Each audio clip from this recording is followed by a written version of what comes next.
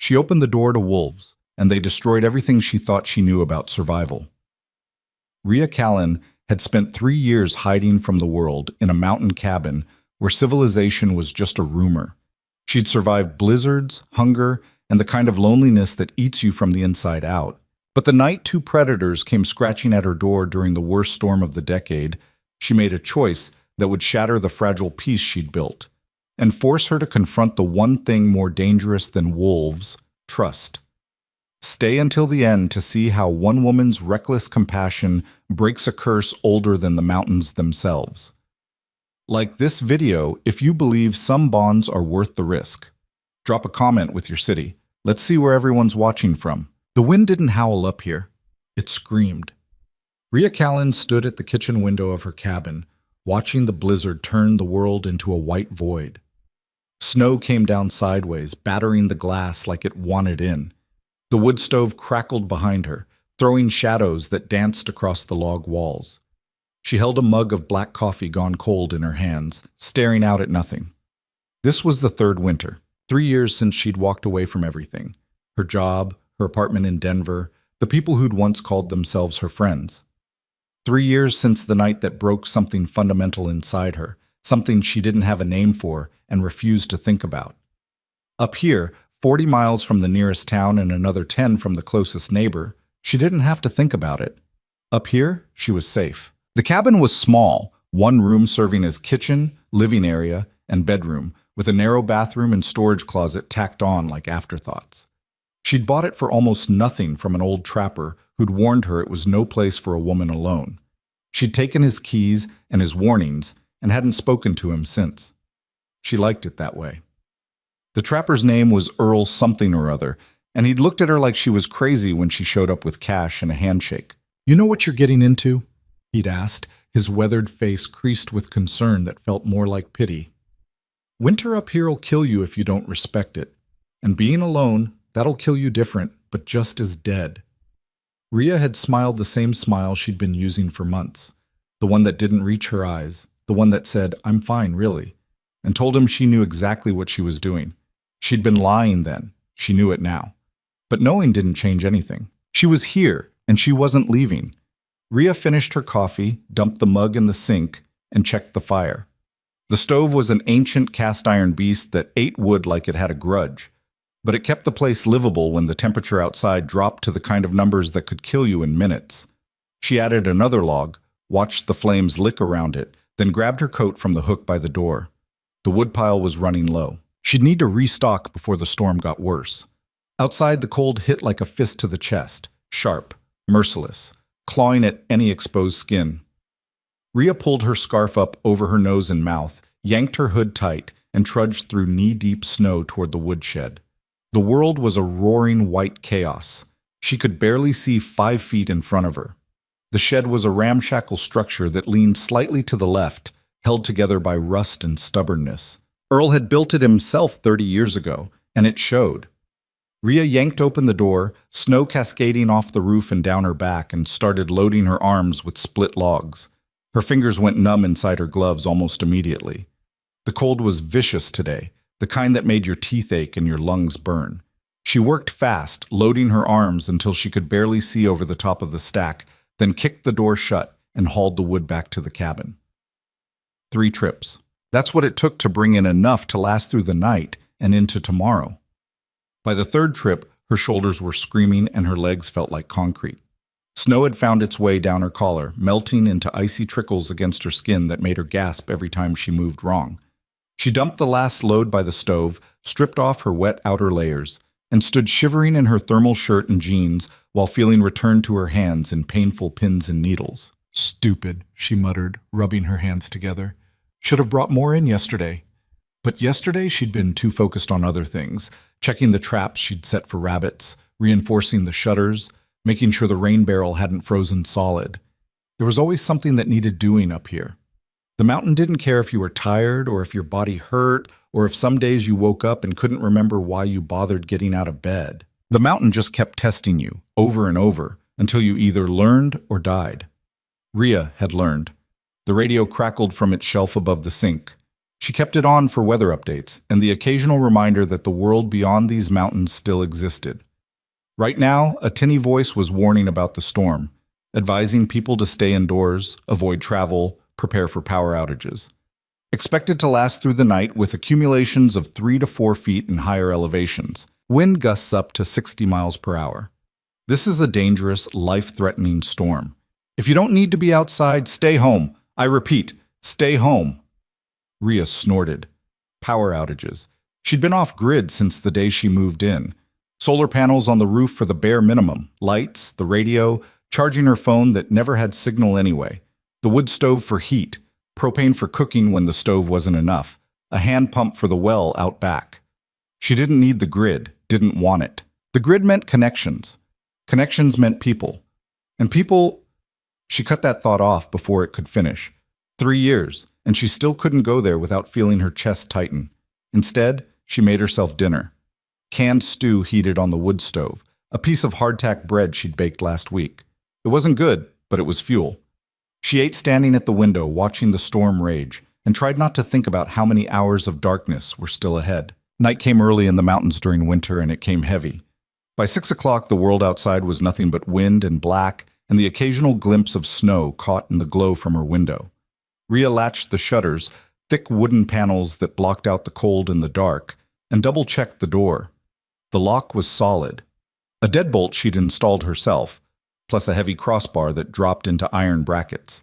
Overkill, maybe, for a cabin in the middle of nowhere, but it made her feel safe. Safe was relative up here, but she'd take what she could get. She settled into her chair by the fire with a battered paperback she'd read 3 times already, some thriller about a detective chasing a killer through Boston. The pages were worn soft, the spine cracked, the cover barely hanging on. She'd found it in a box of books Earl had left behind, along with Louis L'Amour westerns and field guides to edible plants. She made it through 2 chapters, her eyes starting to blur from the flickering firelight when the scratching started. At first she thought it was a branch. The wind had a way of throwing things against the cabin, pine boughs, chunks of ice, debris torn from the forest. She ignored it and kept reading. Then it came again. Deliberate. Rhythmic. Scratch. Scratch. Scratch. Rhea set the book down and listened. The sound was coming from the door, not the wind, not a branch. Something was out there. Her heart kicked up a notch. She stood slowly, eyes locked on the door, and tried to think. Bears didn't scratch like that. They'd slam their weight against the wood, testing it. Mountain lions didn't announce themselves.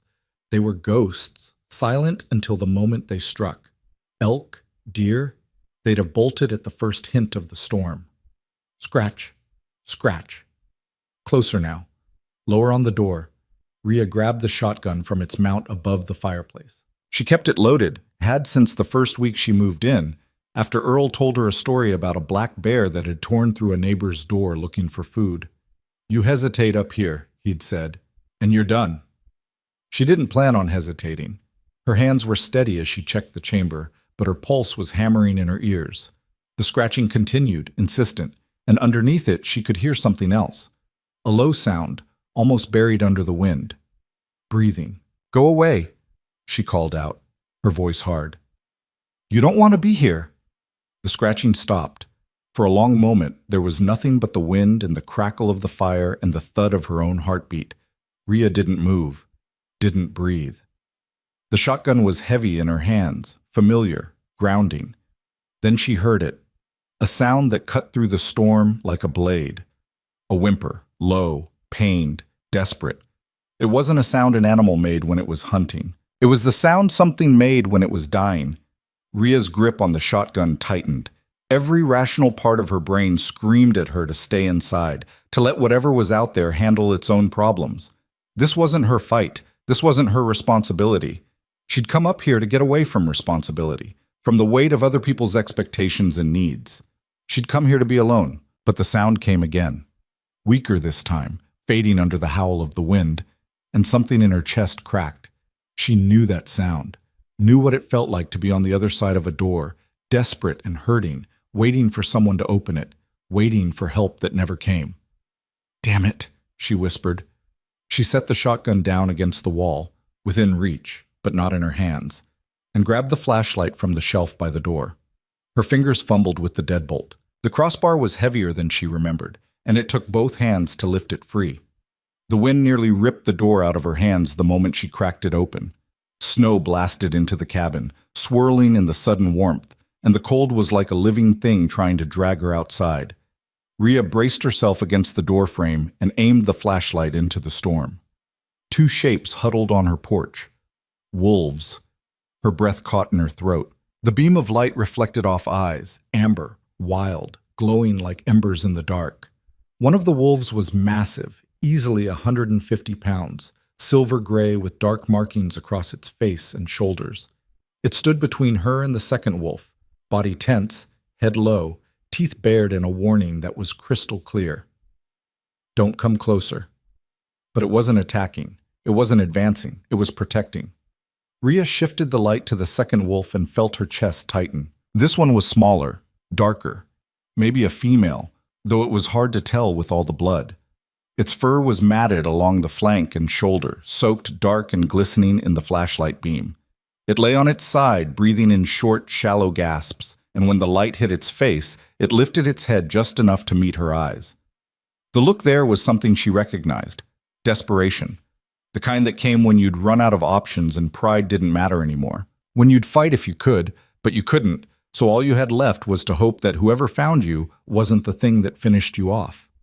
Rhea had seen that look in a mirror once. 3 years ago, in a hospital bathroom, after the doctors stitched her up and the police took their statements and everyone kept saying how lucky she was to be alive. Lucky. She should have closed the door, should have fired a warning shot and scared them off. Every survival rule she'd learned in 3 years up here told her to shut these predators out and let nature take its course. Wolves were dangerous. They were wild. They didn't belong inside, and she didn't owe them anything. But she looked at the injured wolf again, at the way its sides heaved with each breath, at the blood pooling beneath it, at the way the silver wolf pressed close like it could keep its companion alive through sheer proximity, and she heard herself say, "You've got to be kidding me." The silver wolf's ears flicked toward her voice. It didn't growl, didn't lunge, just watched her with those unsettling amber eyes, like it was waiting for something, like it expected her to make a choice. Rhea looked at the injured wolf again. It was dying. She didn't need a veterinary degree to see that. Whatever had torn into it, another predator, a fall, a fight with something bigger and meaner, had done serious damage. Deep gashes that went down to muscle, maybe deeper. If she left it out here, it would be dead by morning, probably sooner. "This is insane," she muttered. "This is the stupidest thing I've ever done." But she stepped back and opened the door wider. "Get in," she said, her voice rough. "Before I change my mind." The silver wolf moved first. It stepped forward cautiously, eyes never leaving hers, body still tense and ready to bolt, or attack if she made the wrong move. It slipped past her into the cabin, moving like smoke, silent and fluid, and once inside it turned immediately to look back at the injured wolf. Rhea set the flashlight down on the porch and moved toward the wounded animal. "Easy," she said quietly, crouching in the snow. "I'm trying to help. Don't make me regret this." The injured wolf flinched when she got close, a low whine escaping its throat, but it didn't snap. Didn't try to run. Its amber eyes tracked her movements, wary and hurting, as she slipped her arms under its body. The wolf was heavier than she expected, dead weight, muscles gone slack from blood loss and exhaustion. Rhea adjusted her grip, careful to avoid the worst of the wounds, and lifted. Blood soaked into her sleeves immediately, warm and sticky, and the wolf let out another whimper that made her stomach twist. "I know," she said, though she had no idea if it could understand. "I know it hurts. Just hang on." She carried it inside, her arms shaking from the effort, and the silver wolf backed up to give her space. But its gaze never wavered, tracking her every movement with an intensity that made the hair on the back of her neck stand up. These weren't normal wolves. There was something else going on here. Something she didn't understand and wasn't sure she wanted to. Rhea kicked the door shut behind her, cutting off the storm, and the sudden silence inside the cabin was deafening. Just the crackle of the fire, the ragged breathing of the injured wolf, and the pounding of her own heart. She stood there for a moment, breathing hard, with a dying wolf in her arms and a second one watching her from 6 feet away, and thought, "What the hell have I done?" The injured wolf whimpered again, a soft, broken sound that cut through her panic. Right, no time for second guessing. Rhea carried it to the rug in front of the fire, her favorite spot, the warmest place in the cabin, and laid it down as gently as she could. The wolf's eyes were half closed now, its breathing ragged and uneven. Blood pooled beneath it, spreading across the worn fibers of the rug. "Stay with me," she said, her hands hovering over the wounds, unsure where to start. "Don't you dare die on my floor." She ran to the bathroom and grabbed her first aid kit, a plastic tackle box stuffed with bandages, antiseptic, pain meds, sutures she'd bought in case she ever needed to stitch herself up. It was designed for human injuries, small cuts and sprains, not trauma like this. But it was all she had. When she came back, the silver wolf had moved closer to its companion. It lay down beside the injured one, head resting near its neck, and the gesture was so clearly protective, so human in its tenderness, that Rhea stopped mid-step. She'd seen people show less care for each other. "All right," she said, shaking off the thought. She set the kit down and grabbed a stack of clean towels from the bathroom closet. "Let's see what we're dealing with." She knelt beside the injured wolf and started cutting away the matted fur with scissors, her hands as steady as she could make them. The wounds were deep, 3 long gashes running from shoulder to ribs, like something with claws had tried to rip it open. The edges were ragged, torn, and when she pressed a towel against them to clear away the blood, the wolf jerked and let out a sharp yelp. The silver wolf's head snapped up, its lips pulled back in a silent snarl, teeth bared, and for a moment Rhea thought she was about to find out what it felt like to have a wolf's jaws around her throat. "I'm helping," she said quickly, meeting its eyes. "I'm not trying to hurt it, but this is going to be bad either way." The silver wolf held her gaze for a long moment, then slowly its snarl faded. It lowered its head back down and nuzzled the injured wolf's ear, a gesture so gentle it made Rhea's throat tighten. "Yeah," she whispered. "I get it." She turned back to the wounds and got to work. First, she cleaned the area as best she could with water and antiseptic, working quickly while the wolf trembled under her hands.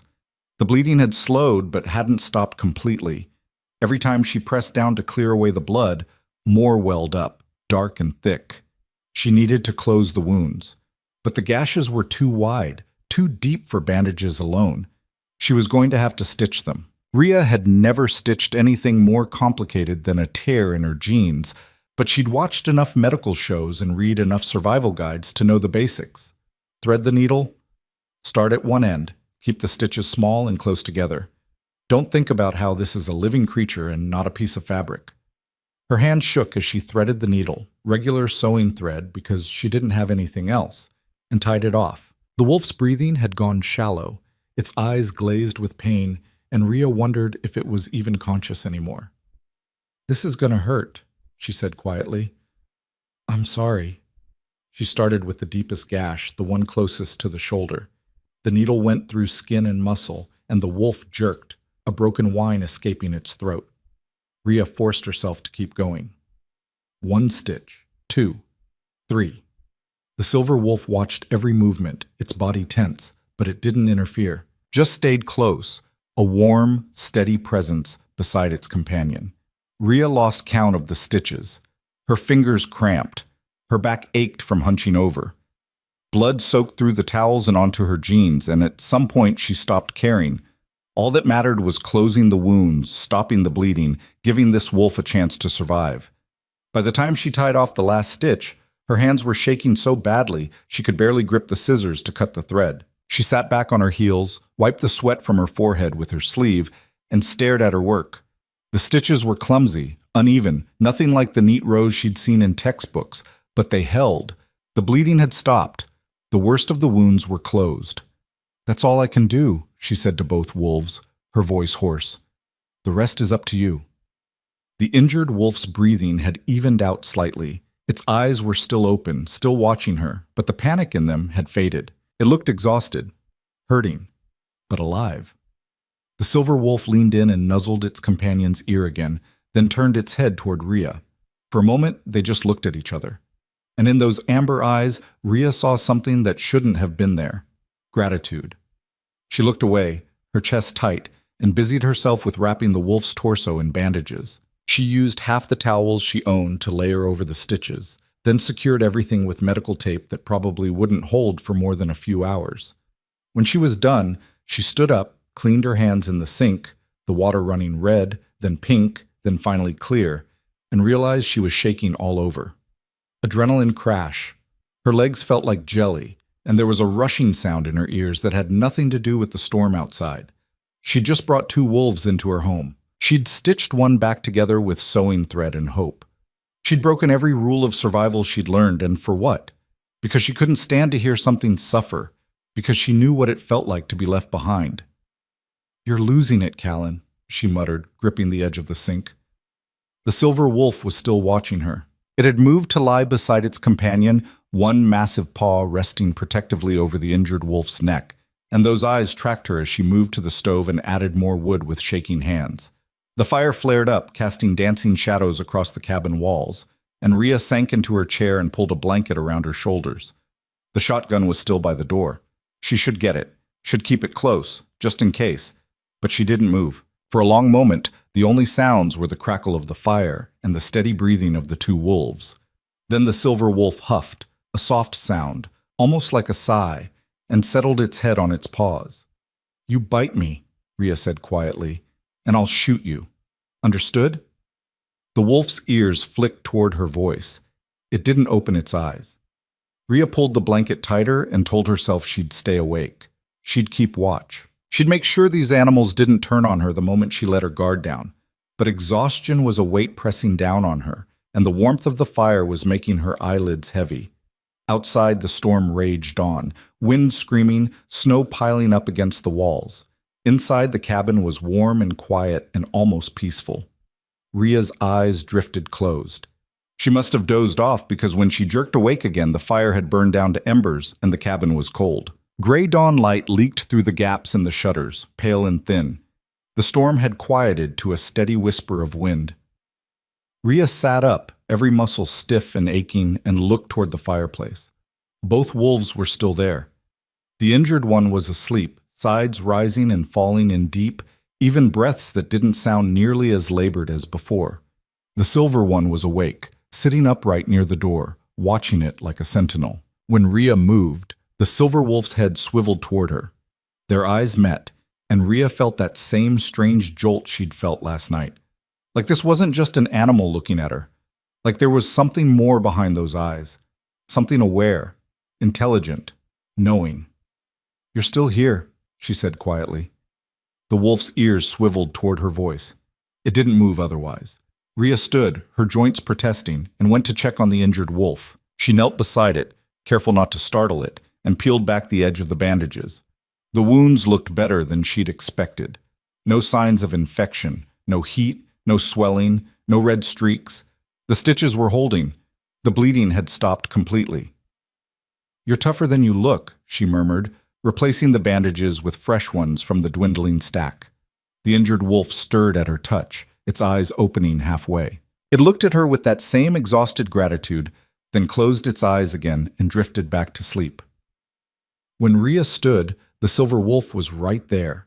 She hadn't heard it move, hadn't seen it cross the room, but now it stood less than 3 feet away, so close she could see the individual hairs in its coat, the way its breath fogged in the cold air. Her heart kicked up, but she forced herself to stay still. "Hungry?" she asked. The wolf tilted its head. Rhea almost laughed. "Yeah, me too."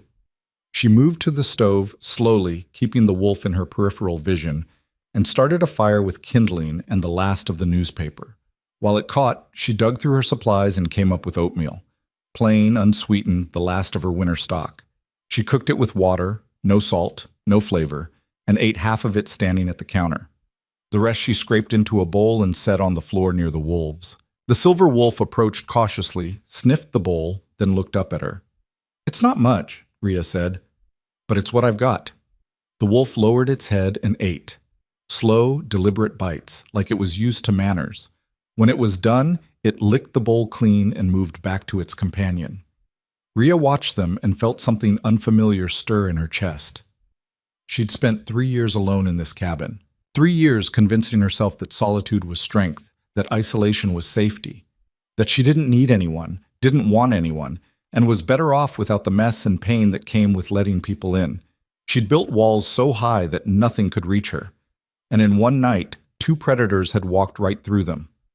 "What am I doing?" she whispered to the empty room. Neither wolf answered. But when the injured one shifted in its sleep, pressing closer to the silver one's warmth, and the silver one responded by curling around it protectively, Rhea felt the ache in her chest deepen. She knew that feeling, knew what it was like to be hurt and have no one come, to be alone in the dark, waiting for help that never arrived, to survive, but only barely, and to carry that knowledge with you like a scar. Maybe that's why she opened the door last night. Maybe that's why she couldn't close it now. The day passed in a strange, quiet rhythm. Rhea tended the fire, checked the injured wolf's wounds every few hours, and kept the cabin as warm as she could while the storm slowly exhausted itself outside. The silver wolf barely moved from its companion's side, always within reach, always watching. She tried to read, but couldn't focus. Tried to plan what she'd do when the wolves left, because they would leave, wouldn't they? But kept getting distracted by the sound of their breathing, the way they shifted in their sleep, the occasional soft whine from the injured one when it moved wrong. By mid-afternoon, she gave up on pretending to be productive and just sat by the fire, watching them. The injured wolf woke around 3, groggy and disoriented. Rhea brought it water in a bowl, and it drank greedily, then looked at her with eyes that were clearer than before. "You're going to make it," she said. "I think." The wolf huffed, a sound that might have been agreement, and laid its head back down. The silver wolf leaned in and licked its companion's muzzle, gentle and careful, and Rhea had to look away before the tightness in her chest turned into something she couldn't control. By nightfall, the storm had died completely. Rhea opened the shutters and looked out at a world transformed. Everything was buried under 3 feet of fresh powder. The trees bent under the weight, branches sagging low. The sky had cleared to reveal stars so bright and numerous they looked fake. She stood at the window for a long time, her breath fogging the glass, and wondered what tomorrow would bring. Behind her, the wolves slept by the fire, and for the first time in 3 years, Rhea Callan didn't feel completely alone. She made herself dinner, more stew, more hardtack, a luxury she couldn't afford much longer, and ate in silence while the radio crackled with reports of the storm's aftermath. Roads closed, power lines down. Several hikers reported missing in the backcountry. Rhea turned the radio off. She didn't want to think about people lost in the snow, didn't want to imagine them huddled somewhere, freezing, waiting for rescue that might not come in time. She'd been one of those people once, not in a blizzard, but close enough. When she finally crawled into bed, exhausted and sore, she left the shotgun on the nightstand and told herself she'd figure everything out in the morning. The wolves would probably be gone by then anyway. They'd heal enough to move, and they'd go back to wherever they came from, and she'd be alone again. It was better that way. Safer. She closed her eyes and tried to believe it. When Rhea woke, the cabin was flooded with pale morning light. The fire had burned out. The room was cold, not freezing, but cold enough that her breath misted when she exhaled. She sat up, shivering, and looked toward the fireplace. The rug where the wolves had been was empty, just bloodstains and rumpled towels, but no wolves. Rhea's chest went tight. She threw off the blankets and stood, scanning the cabin. The bathroom door was open, empty. The closet, empty. The door was still latched from the inside, the crossbar in place. They were gone. She crossed to the door, her bare feet cold on the wooden floor, and lifted the crossbar with shaking hands. The door swung open, and the cold hit her like a slap. The world outside was brilliant with snow and sunlight. Everything sparkled, pristine and untouched, except for the tracks. 2 sets of wolf prints led away from the porch, heading into the forest. One set was deep and steady, the silver wolf. The other was lighter, slightly uneven, but moving under its own power. They'd both survived. Rhea stood on her porch in her thermal shirt and jeans, arms wrapped around herself against the cold, and watched the tracks disappear into the trees. "You're welcome," she said to the empty forest. The wind whispered through the pines, carrying the scent of snow and wood smoke. Somewhere far off, a bird called, clear and sharp in the cold air. And Rhea Callan, who'd spent 3 years running from trust and connection and anything that might hurt her again, felt something shift inside her chest. It wasn't peace, it wasn't healing, but it was something. She went back inside, closed the door, and started rebuilding the fire. The blood-stained rug went outside to be cleaned later. The empty bowls went in the sink. The first aid kit went back in the bathroom, half its supplies gone. And Rhea tried not to think about amber eyes and the weight of a dying wolf in her arms, and the way the silver one had looked at her like it understood. She failed. For the next 3 days, she went through her routines like nothing had changed. She checked her traps, found 2 rabbits, and reset the snares. She split more firewood. She melted snow for water and rationed her food and kept the cabin warm. But every time she looked at the door, she remembered. And every night, before bed, she caught herself listening for scratching that never came. On the 4th day, she admitted to herself that she was hoping they'd come back. On the 5th day, she stopped hoping and started accepting that they were gone for good. On the 6th day, she decided to go for a walk in the forest, just to clear her head. That was the day everything changed. The forest was different after the storm. Rhea had walked these trails dozens of times over the past 3 years, knew every switchback and fallen log, every clearing where the sunlight broke through the canopy. But now, buried under 3 feet of fresh snow, the familiar had become strange. The landmarks she relied on were gone, hidden beneath a white blanket that made everything look the same. She should have stayed at the cabin, should have waited another week for the snow to settle and the trails to become passable again. But 6 days of sitting inside, listening to the silence, watching the empty space where the wolves had been, it was driving her crazy. She needed to move, needed to do something other than wonder why she kept looking at the door like they might come back. So she'd strapped on her snowshoes, grabbed her pack with the essentials, knife, matches, emergency blanket, the pistol she carried for emergencies, and headed into the forest with some vague notion of checking the eastern traps. That was 4 hours ago. Now she was lost. Not completely lost. She could still see the ridgeline to the north, still had a general sense of direction. But the snow had obscured the trail she normally followed, and twice she'd had to backtrack when she hit terrain too steep to navigate safely. Her legs were burning from the effort of pushing through deep powder, her lungs ached from the cold air, and the sun was already starting to sink toward the western peaks. She had maybe 2 hours of good light left. 3, if she pushed it. Stupid, she muttered, stopping to catch her breath against a massive pine. This was stupid. The forest was quiet around her. Too quiet. No birds, no wind, just the soft hush of her own breathing and the creak of snow settling on branches overhead. Rhea checked her compass, confirmed she was still heading roughly east, and pushed on. The traps weren't far now, another mile, maybe less. She'd check them, then follow the creek bed back west until she hit the logging road that would take her home. Simple. She'd done harder. The terrain started to slope downward, and she moved carefully, testing each step before committing her weight. Snowshoes were great for flat ground, but treacherous on hills. One wrong move and she'd slide 50 feet on her ass into whatever was waiting at the bottom. She made it halfway down the slope before she smelled it. Death. Not fresh death, the sharp metallic tang of blood, but something older. Decay. The sweet, cloying stench of meat gone bad. Rhea stopped, every sense suddenly on high alert.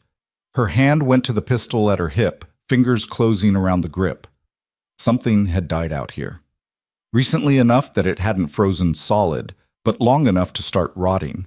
And whatever had killed it might still be nearby. She scanned the trees, looking for movement, for tracks, for any sign of what she was dealing with.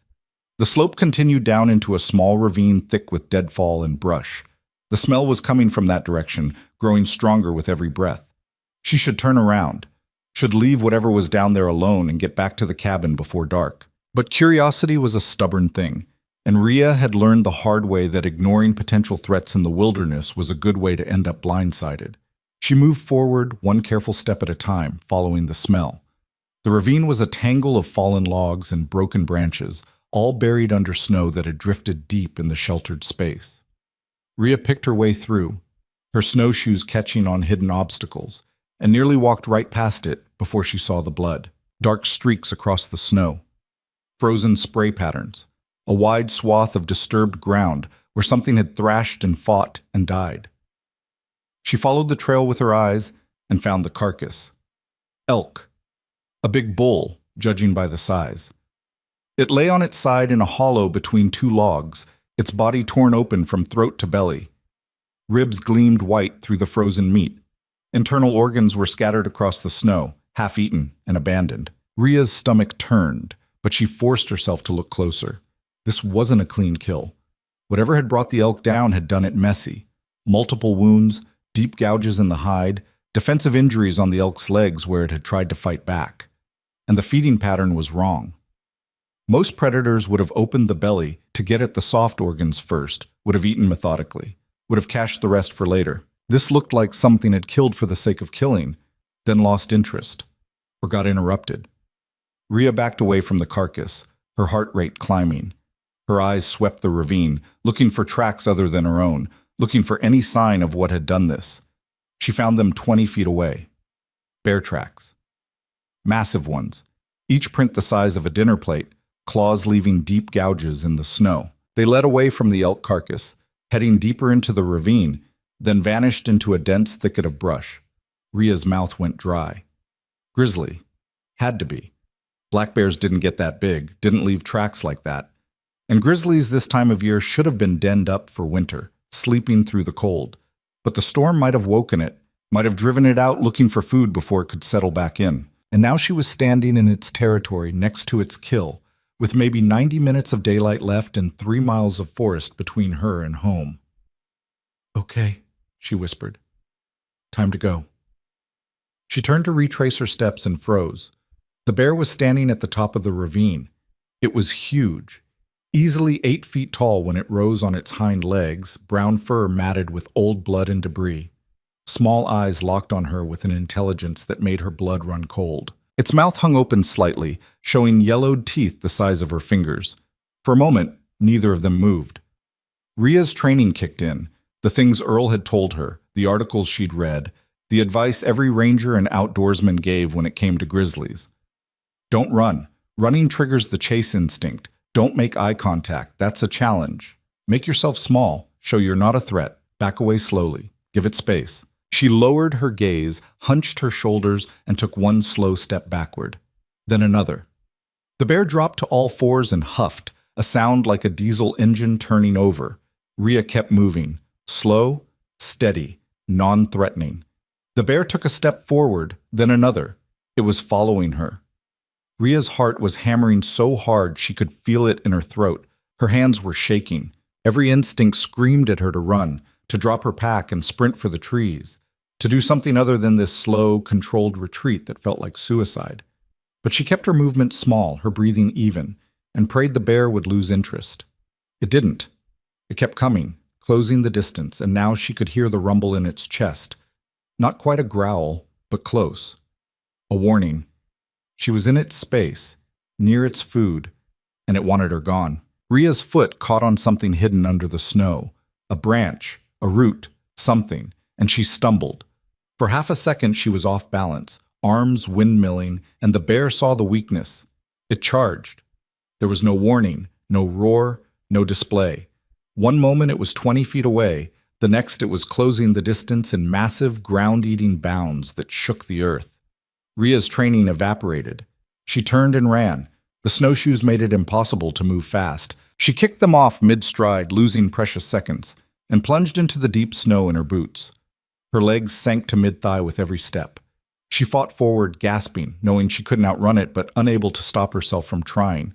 Behind her, the bear was a freight train of muscle and fury. She made it maybe 30 yards before it hit her. The impact drove her face first into the snow, with enough force to knock the air from her lungs. Massive weight pinned her down, crushing her into the ground. And then there was pain, blinding, white-hot pain across her back and shoulder as claws raked through her coat and the layers beneath. Rhea screamed. The bear's jaws closed on her shoulder, teeth punching through fabric and skin, and she felt the bone creak under the pressure. She thrashed, trying to get free, and the movement made the bear bite down harder. This was it. This was how she died. Alone in the woods, torn apart by a predator, and nobody would even know to look for her body. The irony wasn't lost on her. 3 years ago, she'd come up here to escape the thing that almost killed her in Denver. 3 years of hiding, surviving, building walls to keep the world out, and now the world was going to kill her anyway. The bear released her shoulder and went for her head. Rhea twisted at the last second, taking the bite on her forearm instead, and felt teeth grind against bone. She screamed again, the sound raw and animal, and somewhere in the pain and terror she remembered the pistol. Her free hand clawed at her hip, fingers numb and clumsy, and found the grip. She yanked it free, thumbed off the safety, and fired blind.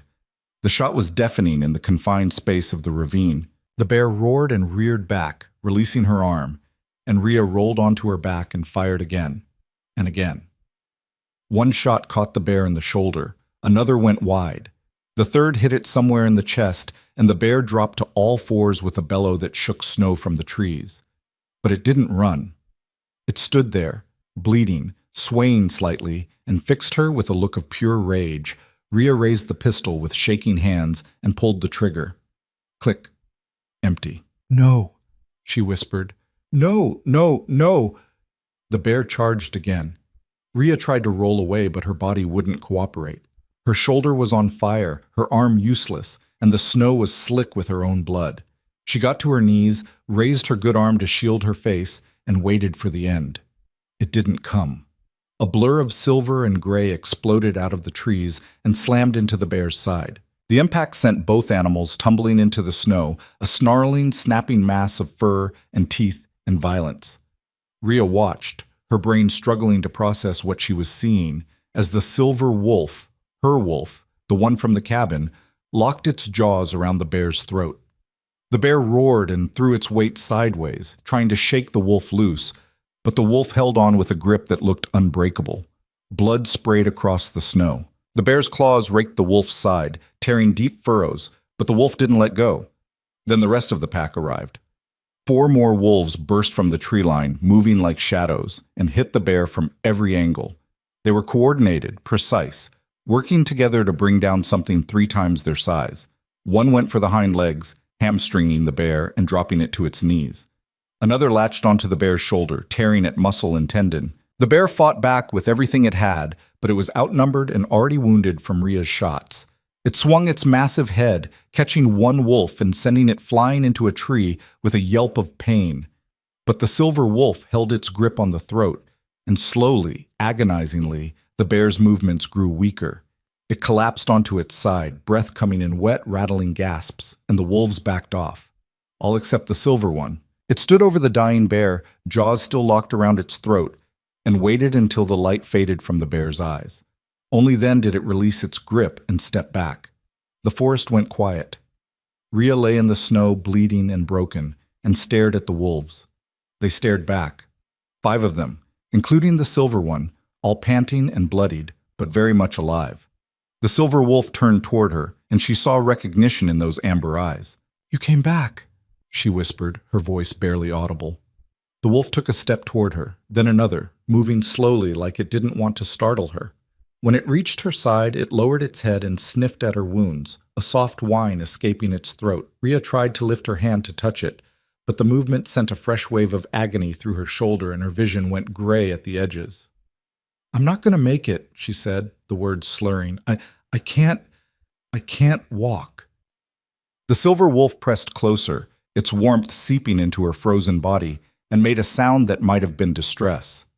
Rhea's eyes were closing. She couldn't stop them. Blood loss, shock, hypothermia, pick one. They were all dragging her down into darkness, and she was too tired to fight anymore. The last thing she saw before consciousness slipped away was the other wolves gathering around her, forming a circle of warmth and protection. And the last thing she heard was a sound that shouldn't have been possible. The crack and pop of bones breaking and reforming. The wet, tearing sound of skin splitting and reshaping.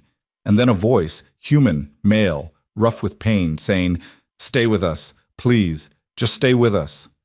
Rhea's eyes snapped open, but her vision was too blurred to make sense of what she was seeing. There was movement, shapes shifting in ways that defied logic, and the wolves were... The darkness took her before she could finish the thought. When she woke, she wasn't in the forest anymore. The first thing she noticed was warmth. Not the sharp, dry heat of the wood stove, but the even artificial warmth of central heating. The second thing was the smell, antiseptic and clean linens and the faint chemical tang of disinfectant. Hospital. She was in a hospital. Rhea tried to sit up and immediately regretted it. Pain exploded across her shoulder and back, so intense it made her gasp. Her arm was wrapped in bandages from wrist to shoulder, immobilized in a sling. When she looked down, she could see more bandages peeking out from beneath the hospital gown, covering her torso. Easy. A woman's voice, calm and professional. Don't try to move yet. Rhea turned her head, slowly, and found a nurse standing beside the bed. Middle-aged, dark hair pulled back in a ponytail, kind eyes that had probably seen too much. Where? Rhea's throat was dry, her voice a croak. Where am I? Valley Regional Hospital. You were brought in 2 days ago. Do you remember what happened? 2 days. She'd been unconscious for 2 days. Bear, Rhea managed. There was a bear. It attacked me. The nurse nodded. That's what the Rangers figured. You're lucky to be alive. The injuries you had... She shook her head. Deep lacerations on your shoulder and back, puncture wounds on your arm, significant blood loss. Another hour out there, and you wouldn't have made it. Rhea's mind was racing, trying to piece together what happened after she passed out. How did I get here? Hunters found you, called it in on a satellite phone. Search and rescue brought you down by helicopter. Hunters. Not wolves. Rhea closed her eyes, trying to remember. The bear, the attack, the wolves appearing out of nowhere, the silver one standing over her, and then the transformation. She'd seen something, heard something, bones breaking, skin tearing, a human voice where there should only have been animal sounds. But that was impossible. She'd been in shock, bleeding out, hallucinating from blood loss and hypothermia. The mind did strange things when it was dying. Created fantasies, filled in gaps, made sense of chaos even when there was none to be made. That's all it was. A hallucination. It had to be. You should rest, the nurse said, checking the IV line running into Rhea's good arm. The doctor will want to see you when you're up to it. But for now, just rest. You've been through a lot. Rhea nodded, suddenly exhausted despite having been unconscious for 2 days. The nurse dimmed the lights and slipped out, leaving her alone in the quiet room. She lay there, staring at the ceiling, and tried to convince herself that what she'd seen in the forest wasn't real. She almost managed it. The doctor came by in the afternoon, a tired-looking man in his 50s who introduced himself as Dr. Peterson and proceeded to explain her injuries in clinical detail: deep tissue damage, muscle tears, a hairline fracture in her shoulder blade. They'd cleaned and sutured the wounds, started her on antibiotics to prevent infection, given her a tetanus shot and a transfusion to replace the blood she'd lost. You'll need physical therapy, he said, making notes on a tablet. And I want you staying somewhere with people for at least a few weeks. No going back to that cabin alone until you've healed. Rhea wanted to argue, but she was too tired. Besides, he was probably right. She couldn't chop wood one-handed, couldn't defend herself if another predator came around, couldn't even dress herself without help right now. Is there someone we can call? Dr. Peterson asked. Family? Friends? No, Rhea said quietly. There's no one. He looked at her with something like pity, and she hated it.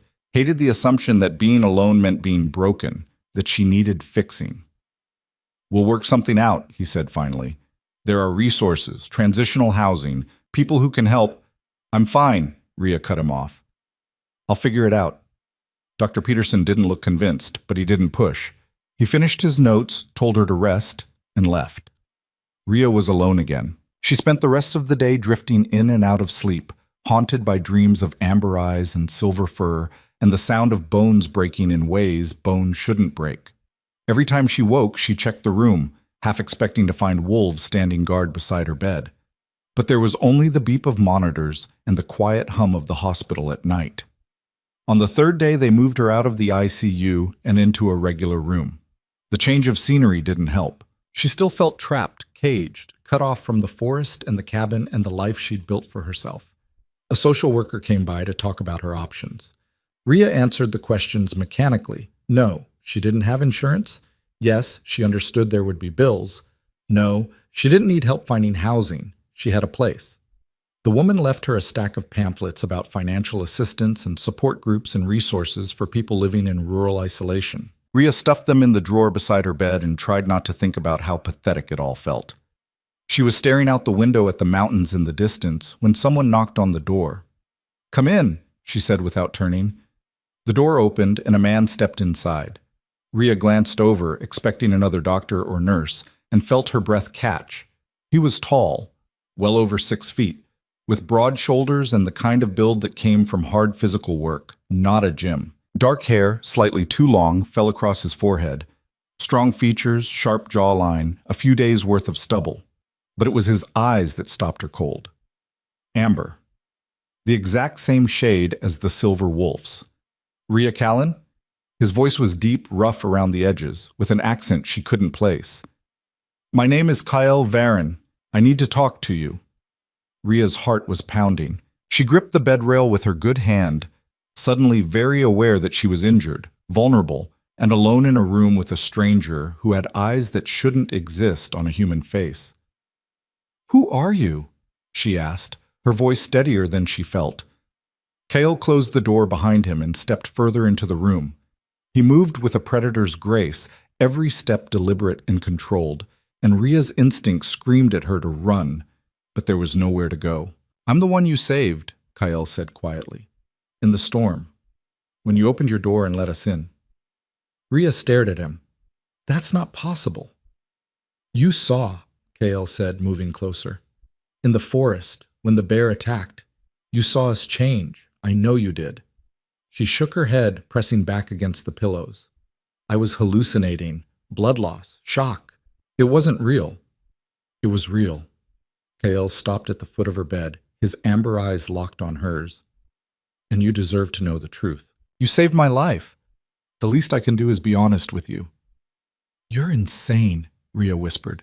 "You need to leave." "I'm not leaving until you hear me out." His voice was calm, patient, like he was talking to a spooked animal. "I know you're scared. I know this sounds impossible.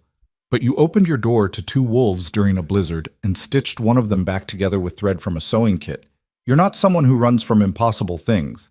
Rhea's mouth was dry. Her mind was racing, trying to find the logical explanation, the rational response, anything that made sense. But she kept coming back to those eyes, and the way he moved, and the fact that he knew things he shouldn't, details about the cabin, about the storm, about what she'd done. "What are you?" she asked finally. Kyle exhaled, some of the tension leaving his shoulders. "Cursed, or we were until you broke it." "Cursed," Rhea repeated flatly. "My pack and we were betrayed, transformed against our will and forced to live as wolves, trapped between 2 forms, unable to fully return to either. For years we've been stuck like that, animals with human minds, people with wolves' bodies, hunted by both sides, trusted by neither." He paused, his gaze dropping to the floor for a moment before meeting hers again. "Until you." "I didn't do anything," Rhea said. You were hurt. I couldn't leave you outside to die." "Exactly." Kale's voice was soft, almost reverent. "You showed compassion when you had every reason not to. You risked your life for creatures you should have feared, and that act, that choice, it broke the curse, restored our ability to shift at will instead of being trapped." Rhea's head was spinning. This couldn't be real. Curses weren't real. Shapeshifters weren't real. But she'd seen the wolves vanish from a locked cabin. She'd seen them appear in the forest when she needed them most. And now she was looking at a man with a wolf's eyes who moved like he'd spent years on 4 legs instead of 2. "Prove it," she heard herself say. Kale's eyebrows rose. "What?" "If you're telling the truth, prove it. Show me." For a long moment, Kale just looked at her. Then, slowly, he nodded. "All right, but not here. Too many people, too many cameras. If you can walk, I'll take you somewhere private." "I can walk," Rhea said, though she wasn't entirely sure that was true. "Give me a minute." Kyle stepped outside while she struggled into the clothes someone had left in her closet. Sweatpants, a loose shirt that didn't aggravate her bandages, socks, but no shoes. Moving hurt, but she managed. When she opened the door, Kyle was waiting in the hallway. He offered his arm, and after a moment's hesitation, Rhea took it. His skin was warm, almost feverish, and she could feel the strength in the muscles beneath. He led her down the corridor to a service stairwell, then up 2 flights to a door marked roof access, Authorized personnel only. Kale pushed it open without hesitation. We're not supposed to be up here, Rhea said. I know. The roof was flat, dotted with HVAC units and satellite dishes, and bitterly cold. Rhea shivered in her thin clothes, but Kyle didn't seem to notice the temperature. He led her to a corner away from the door, away from any cameras, and turned to face her. Last chance to change your mind, he said. Rhea crossed her good arm over her chest and lifted her chin. Show me. Kyle nodded. He stepped back, giving himself space, and closed his eyes. For a moment, nothing happened. Then Rhea heard it. The same sound from the forest. Bones shifting, cracking, reshaping themselves. Kale's body shuddered, muscles rippling beneath his skin, and then the change began. It wasn't smooth, it wasn't magical or beautiful. It was violent and visceral and looked like it hurt. His spine curved, vertebrae popping into new configurations. His face elongated, jaw stretching, teeth sharpening. Fur erupted across his skin in waves, dark gray and silver, and his hands became paws. In less than 30 seconds, the man was gone. In his place stood the silver wolf. Rhea's legs gave out. She sat down hard on the cold concrete, her breath coming in short gasps, and stared at the impossible thing in front of her. The wolf, Kael, stepped closer and lowered his head, pressing his muzzle gently against her uninjured shoulder. The same gesture he'd made in the cabin when she'd finished bandaging his companion. Rhea's hand came up without conscious thought and buried itself in the thick fur at his neck. It was real, warm and solid and real. Oh my God, she whispered. It's real. You're real. The wolf made a soft sound, not quite a whine, not quite a huff. And then the transformation reversed. Bones cracked and reformed, fur receded, and within seconds Kael was kneeling in front of her, human again and breathing hard. I'm real, he said quietly, and I owe you my life. Rhea looked at him. This man who was also a wolf, this impossible thing that shouldn't exist, and felt everything she thought she knew about the world shatter into pieces. I don't understand, she said, her voice breaking. How is this possible? How are you possible? It's a long story, Kael said. And you're freezing.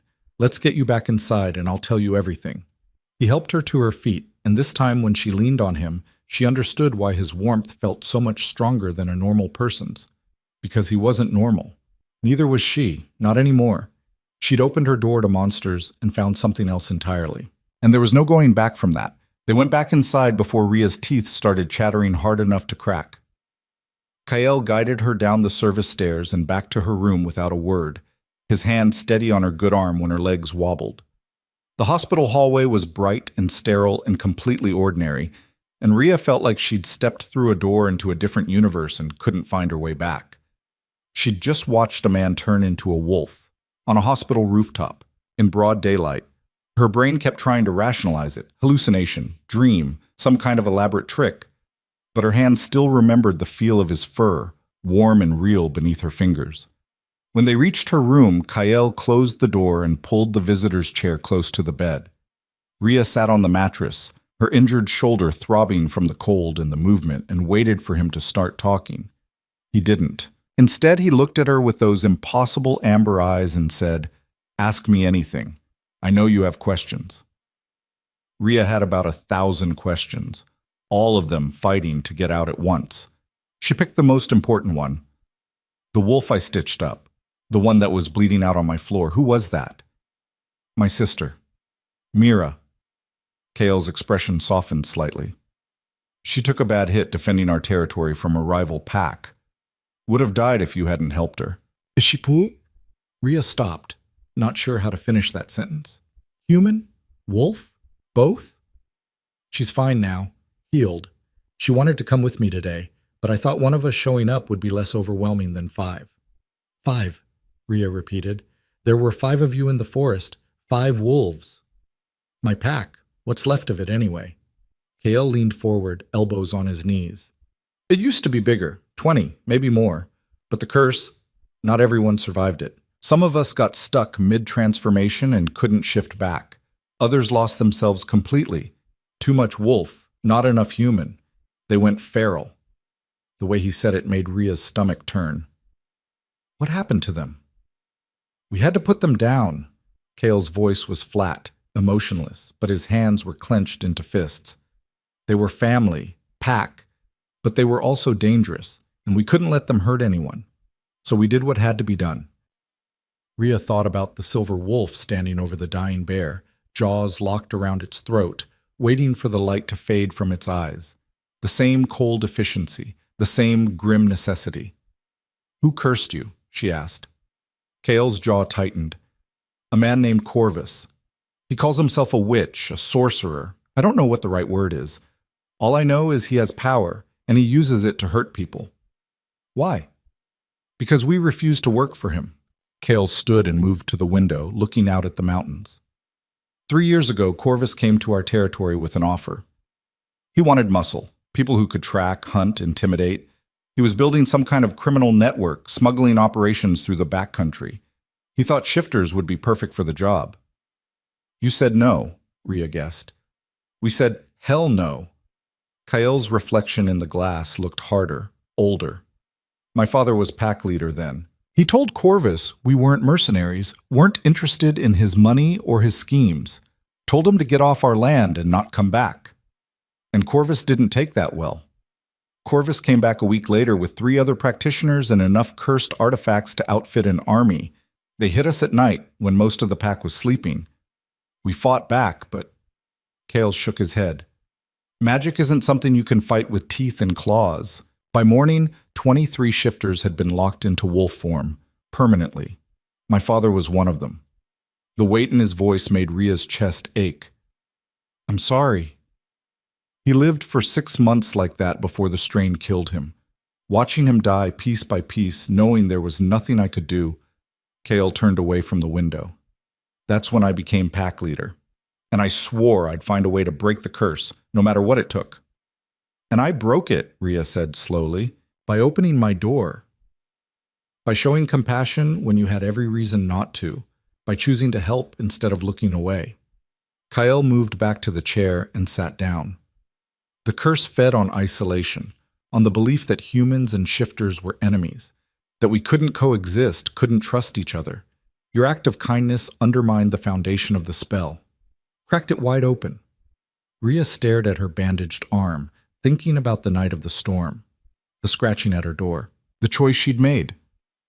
"I didn't do it to break a curse," she said quietly. "I did it because I know what it's like to be hurt and have no one come." When she looked up, Kael was watching her with an expression she couldn't read. "I know," he said. "I can see it in you, the same thing I saw that night in the cabin. You're running from something." Rhea's defenses snapped up immediately. "That's not your business." "You're right, it's not." Kael held up his hands. "I'm just saying, I recognize the look. I've worn it myself." They sat in silence for a moment, the hospital noises filtering in from the hallway, footsteps, distant voices, the beep of a monitor somewhere down the corridor. Finally, Rhea said, "What happens now? You got what you wanted. The curse is broken. So why are you here?"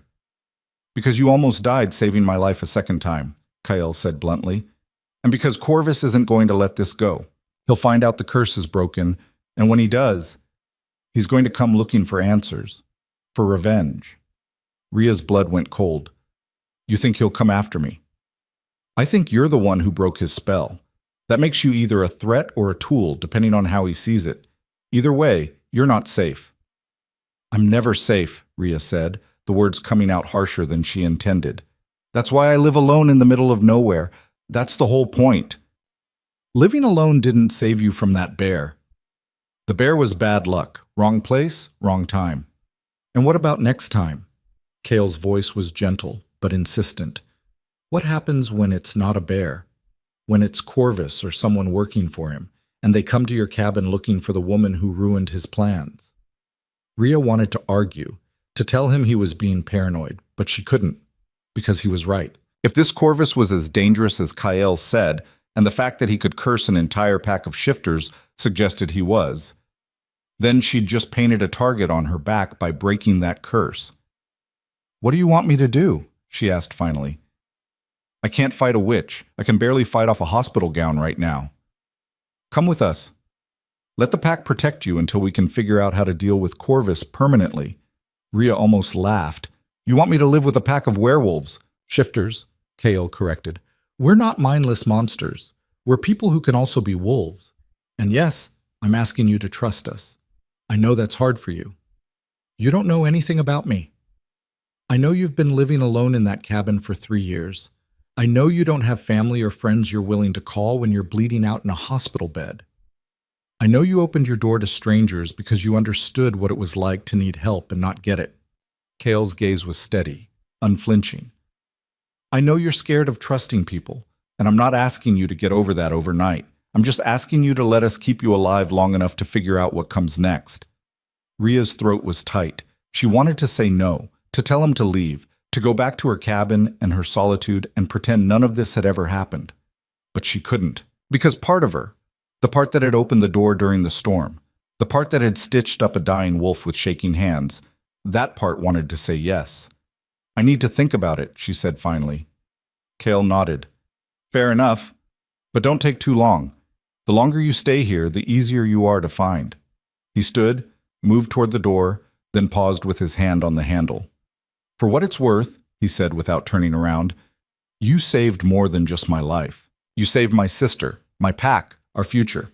We owe you a debt we can never repay. The least we can do is make sure you survive long enough to collect.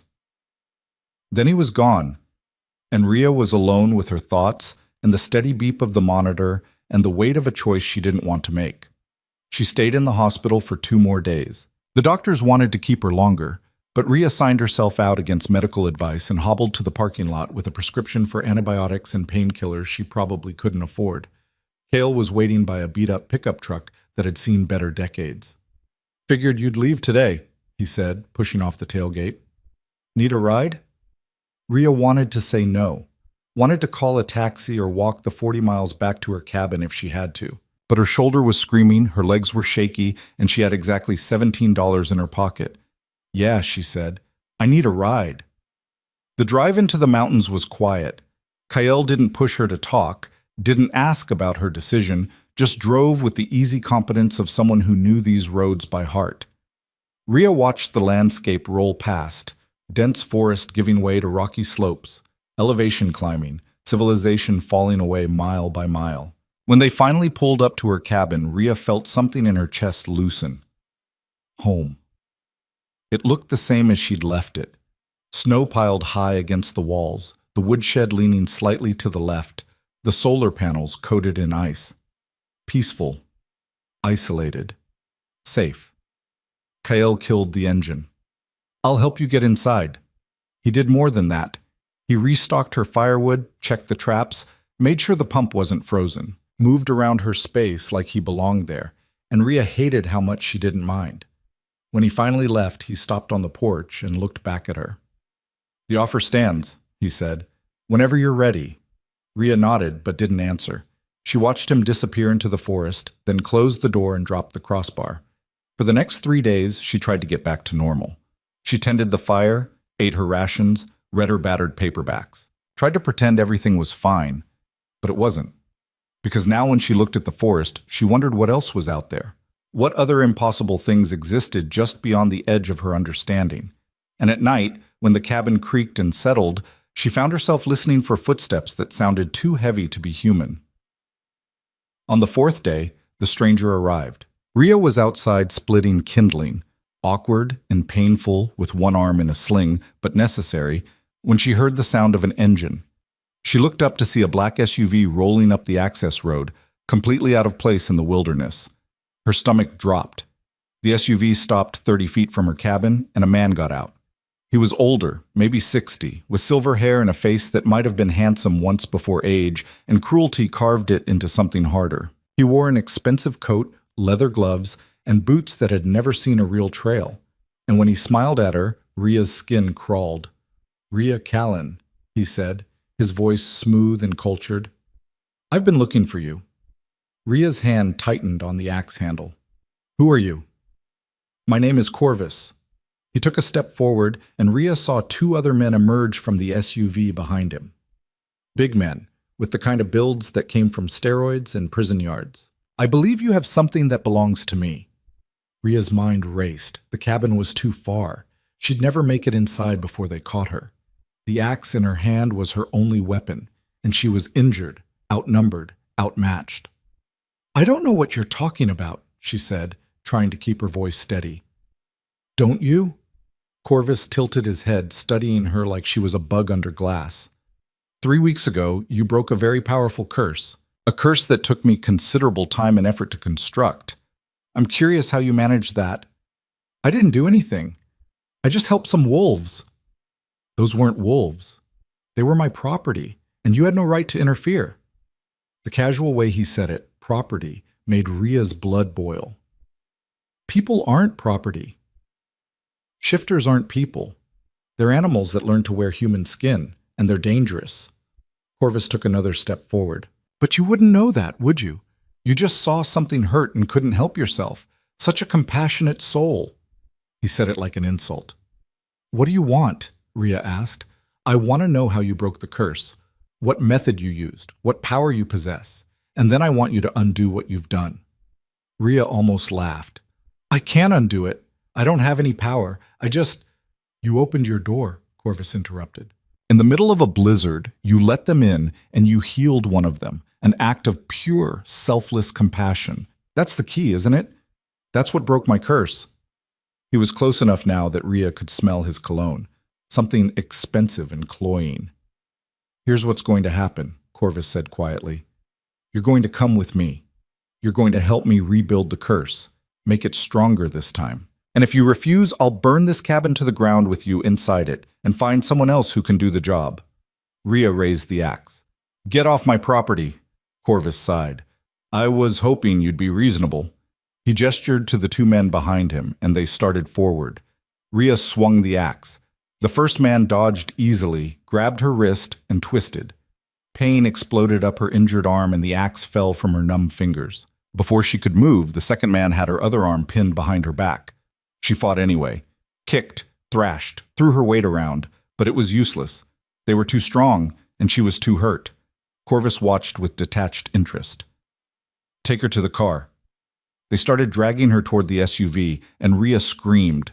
Not words, just raw sound, fury and fear and desperation. The forest exploded. 5 wolves burst from the tree line, moving like lightning, and hit Corvus's men before they could react. One of them went down with a wolf's jaws around his throat. The other released Ria and went for the gun at his hip, but a second wolf took him at the knees and he fell hard. Ria stumbled backward, her heart hammering, and saw Kyle. He was in human form, standing between her and Corvus, and the look on his face was murderous. "You need to leave," Kale said, his voice low and dangerous. "Now." Corvus smiled. "The prodigal pack leader. I wondered when you'd show up. I'm not asking twice. And I'm not leaving without what I came for." Corvus raised his hand, and Ria saw something glinting in his palm, a small stone etched with symbols that seemed to writhe and shift. "You broke my curse once, Shifter. Let's see how you handle this." He spoke a word Ria didn't recognize, and the stone flared with sickly green light. Kyle screamed. He dropped to his knees, his body convulsing, and Ria watched in horror as his skin started to ripple. Fur erupted in patches, then receded. Bones cracked and reformed, then snapped back. He was shifting, but wrong, incomplete, like his body couldn't decide what it was supposed to be. The other wolves were having the same problem. They collapsed, whining and snarling, trapped in forms that kept changing without settling. "Stop it," Ria shouted. "You're killing them." "Not killing," Corvus corrected. "Just reminding them what happens when they defy me." Ria looked at Kyle, at the agony on his face, and something inside her snapped. She'd spent 3 years hiding, 3 years running from the thing that had broken her, convinced that staying alone was the same as staying safe. She'd built walls and kept everyone out and told herself it was strength. But it wasn't. It was cowardice. And she was done being a coward. Ria grabbed the axe from the snow and charged. Corvus turned just as she swung, and the blade caught him across the forearm. He screamed and dropped the stone, and the green light died instantly. The wolves stopped convulsing. Kyle surged to his feet, fully human now, and his eyes found Corvus with predatory focus. "Run," he said softly. Corvus ran. He made it 10 feet before Kale caught him. One moment Kyle was human, the next he was wolf, and he took Corvus down with brutal efficiency. The other wolves joined him, surrounding the sorcerer, teeth bared. "Wait," Rhea said. Kale's head swiveled toward her, and she saw the question in his amber eyes. "Don't kill him," she said. "Not like this." For a long moment, Kyle just stared at her. Then slowly, he shifted back to human form and hauled Corvus up by his collar. "You have 10 seconds to convince me not to tear your throat out," Kyle said. Corvus's face was pale, blood dripping from where Rhea's axe had caught him. "You can't kill me. I'm protected. There are others like me, and they'll come looking. Then we'll deal with them too." Kale's grip tightened. "You cursed my pack. You killed my father. You came here to hurt the woman who saved us. Give me one reason why I shouldn't end you right now." "Because I can teach you," Corvus said quickly. "The magic I know, defensive wards, tracking spells, ways to hide from people like me. You let me live, and I'll give you the tools to protect yourselves." Kale looked at Rhea. "Your call. You're the one he threatened." Rhea thought about the curse, about what it had done to Kale's pack, about the casual cruelty in Corvus's voice when he called shifters property. But she also thought about the fact that killing him wouldn't make them safer. It would just create more enemies. "Let him go," she said, "but if he ever comes back, we finish it." Kyle held Corvus's gaze for another moment, then released him. The sorcerer stumbled backward, clutching his bleeding arm. 3 days, Kale said. "You have 3 days to teach us everything we need to know. After that, you disappear. If we ever see you again, the deal is off." Corvus nodded shakily and stumbled toward his SUV. His men were already inside, battered and bleeding, but alive. The engine roared to life, and within seconds they were gone, taillights disappearing down the mountain road. Rhea's legs gave out. She sat down hard in the snow, the axe falling from her hands, and tried to process what had just happened. Kale crouched beside her. "You okay?" "No," Rhea said honestly. "I'm really not." "You saved us again," Kale said quietly. "That stone he was using, it would have killed us eventually. Trapped us mid-shift until our bodies gave out." "I just swung an axe." "That's not exactly heroic. You charged a sorcerer to protect people you barely know. I'd call that pretty heroic." Rhea looked at him. This man who was also a wolf, who'd tracked her down in a hospital and offered protection, who'd just fought for her without hesitation. "I'll come with you," she said. "To your pack. I'll let you protect me until this is over." Kale's expression softened. "You sure?" "No, but I'm tired of being alone. And if Corvus taught me anything, it's that hiding doesn't keep you safe. It just makes you an easier target." Kale stood and offered his hand. Rhea took it and let him pull her to her feet. "Welcome to the pack," he said. And Rhea, who'd spent 3 years convinced she'd never trust anyone again, felt something inside her chest begin to thaw. The pack's territory wasn't what Rhea expected. She'd pictured something remote and wild, caves or abandoned buildings deep in the backcountry where shifters lived like the animals they could become. Instead, Kyle drove her to a compound of cabins clustered around a main lodge, tucked into a valley about 15 miles from her own place. Solar panels lined the roof, smoke rose from stone chimneys, and she could see vegetable gardens buried under snow, waiting for spring. It looked like a homestead, a community, a home. "We're not savages," Kyle said, catching her expression as he killed the engine, despite what Corvus thinks. Rhea grabbed her pack, hastily stuffed with clothes and supplies from her cabin, and climbed out of the truck. Her shoulder protested the movement, but she ignored it. Pain was becoming background noise at this point. The door to the main lodge opened, and a woman stepped out. She was tall and lean, with dark hair pulled back in a braid and the same amber eyes as Kyle. She moved with the same predatory grace, and when she smiled at Rhea, there was no mistaking the recognition. "You're the one who saved my life," the woman said, crossing the distance between them in long strides. "Mira Varen, I've been wanting to thank you." Up close, Rhea could see the faint scars along Mira's shoulder and neck, the same wounds she'd stitched closed with shaking hands and sewing thread. They'd healed remarkably well, barely visible now, but Rhea remembered how deep they'd been, how close Mira had come to bleeding out on her floor. "I just did what anyone would have done," Rhea said awkwardly. "No," Mira's smile faded, replaced by something more serious. Most people would have shut the door and let us die. You didn't. That took courage. Or stupidity. Sometimes they're the same thing. Mira gestured toward the lodge. Come on. Let's get you settled before the others descend. They've been dying to meet you, but Kael made them promise to give you space first. Inside the lodge was warm and lived in. Mismatched furniture, a massive stone fireplace, shelves lined with books and supplies. It smelled like wood smoke and coffee and something cooking that made Ria's stomach growl despite her nerves.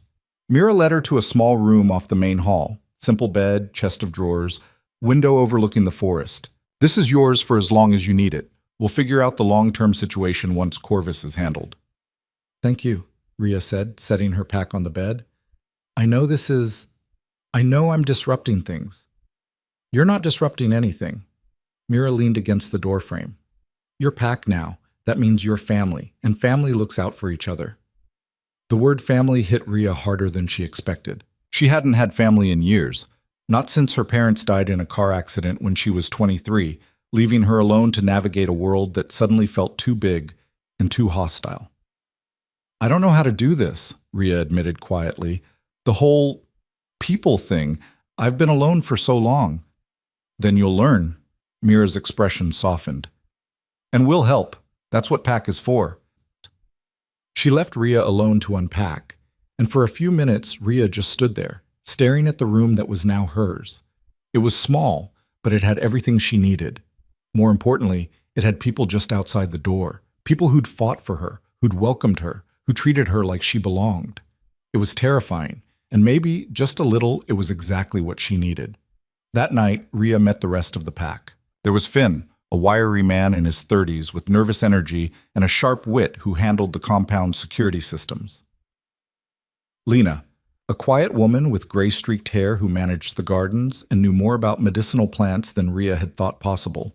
And Marcus, built like a linebacker with a gentle voice, who apparently did all the cooking and most of the heavy labor. They gathered around the long table in the main lodge for dinner, and Ria found herself wedged between Kael and Mira while the others asked questions. So you just let them in? Finn asked, gesturing with his fork. During a blizzard, 2 wolves you'd never seen before. It seemed like the right thing to do at the time, Ria said. Most people would have shot first and asked questions never, Marcus pointed out. What made you different? Ria picked at her food, some kind of venison stew that was better than anything she'd cooked in years, and tried to find an answer that didn't make her sound broken. I knew what it felt like, she said finally. To need help and not get it. I didn't want to be the person who walked away. The table went quiet for a moment. Then Lena reached over and squeezed Ria's hand.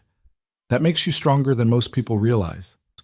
The conversation moved on to lighter topics, stories about the pack's history, jokes at each other's expense, plans for spring planting.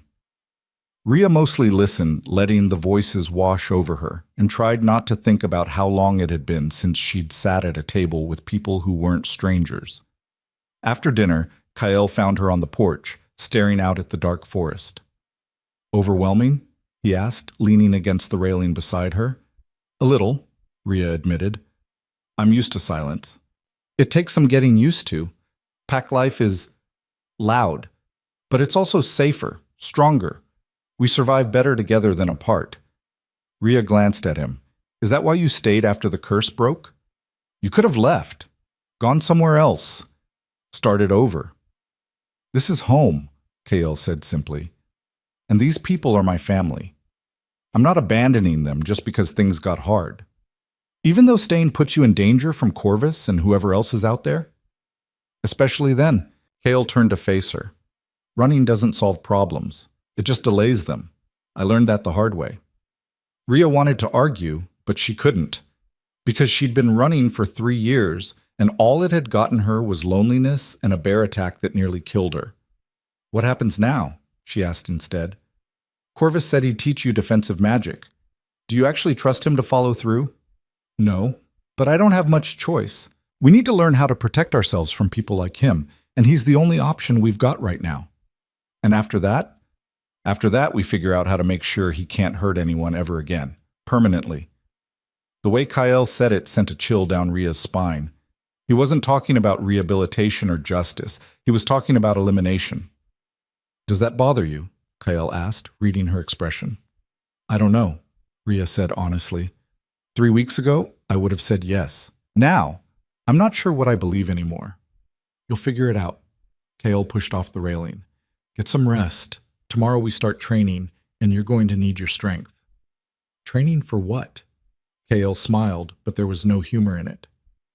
"For war, because Corvus won't be the last person to come after us, and next time we're going to be ready." The next morning, Ria woke to the sound of voices outside her window. She dressed quickly, her shoulders still stiff and sore but manageable, and followed the noise to a clearing behind the lodge.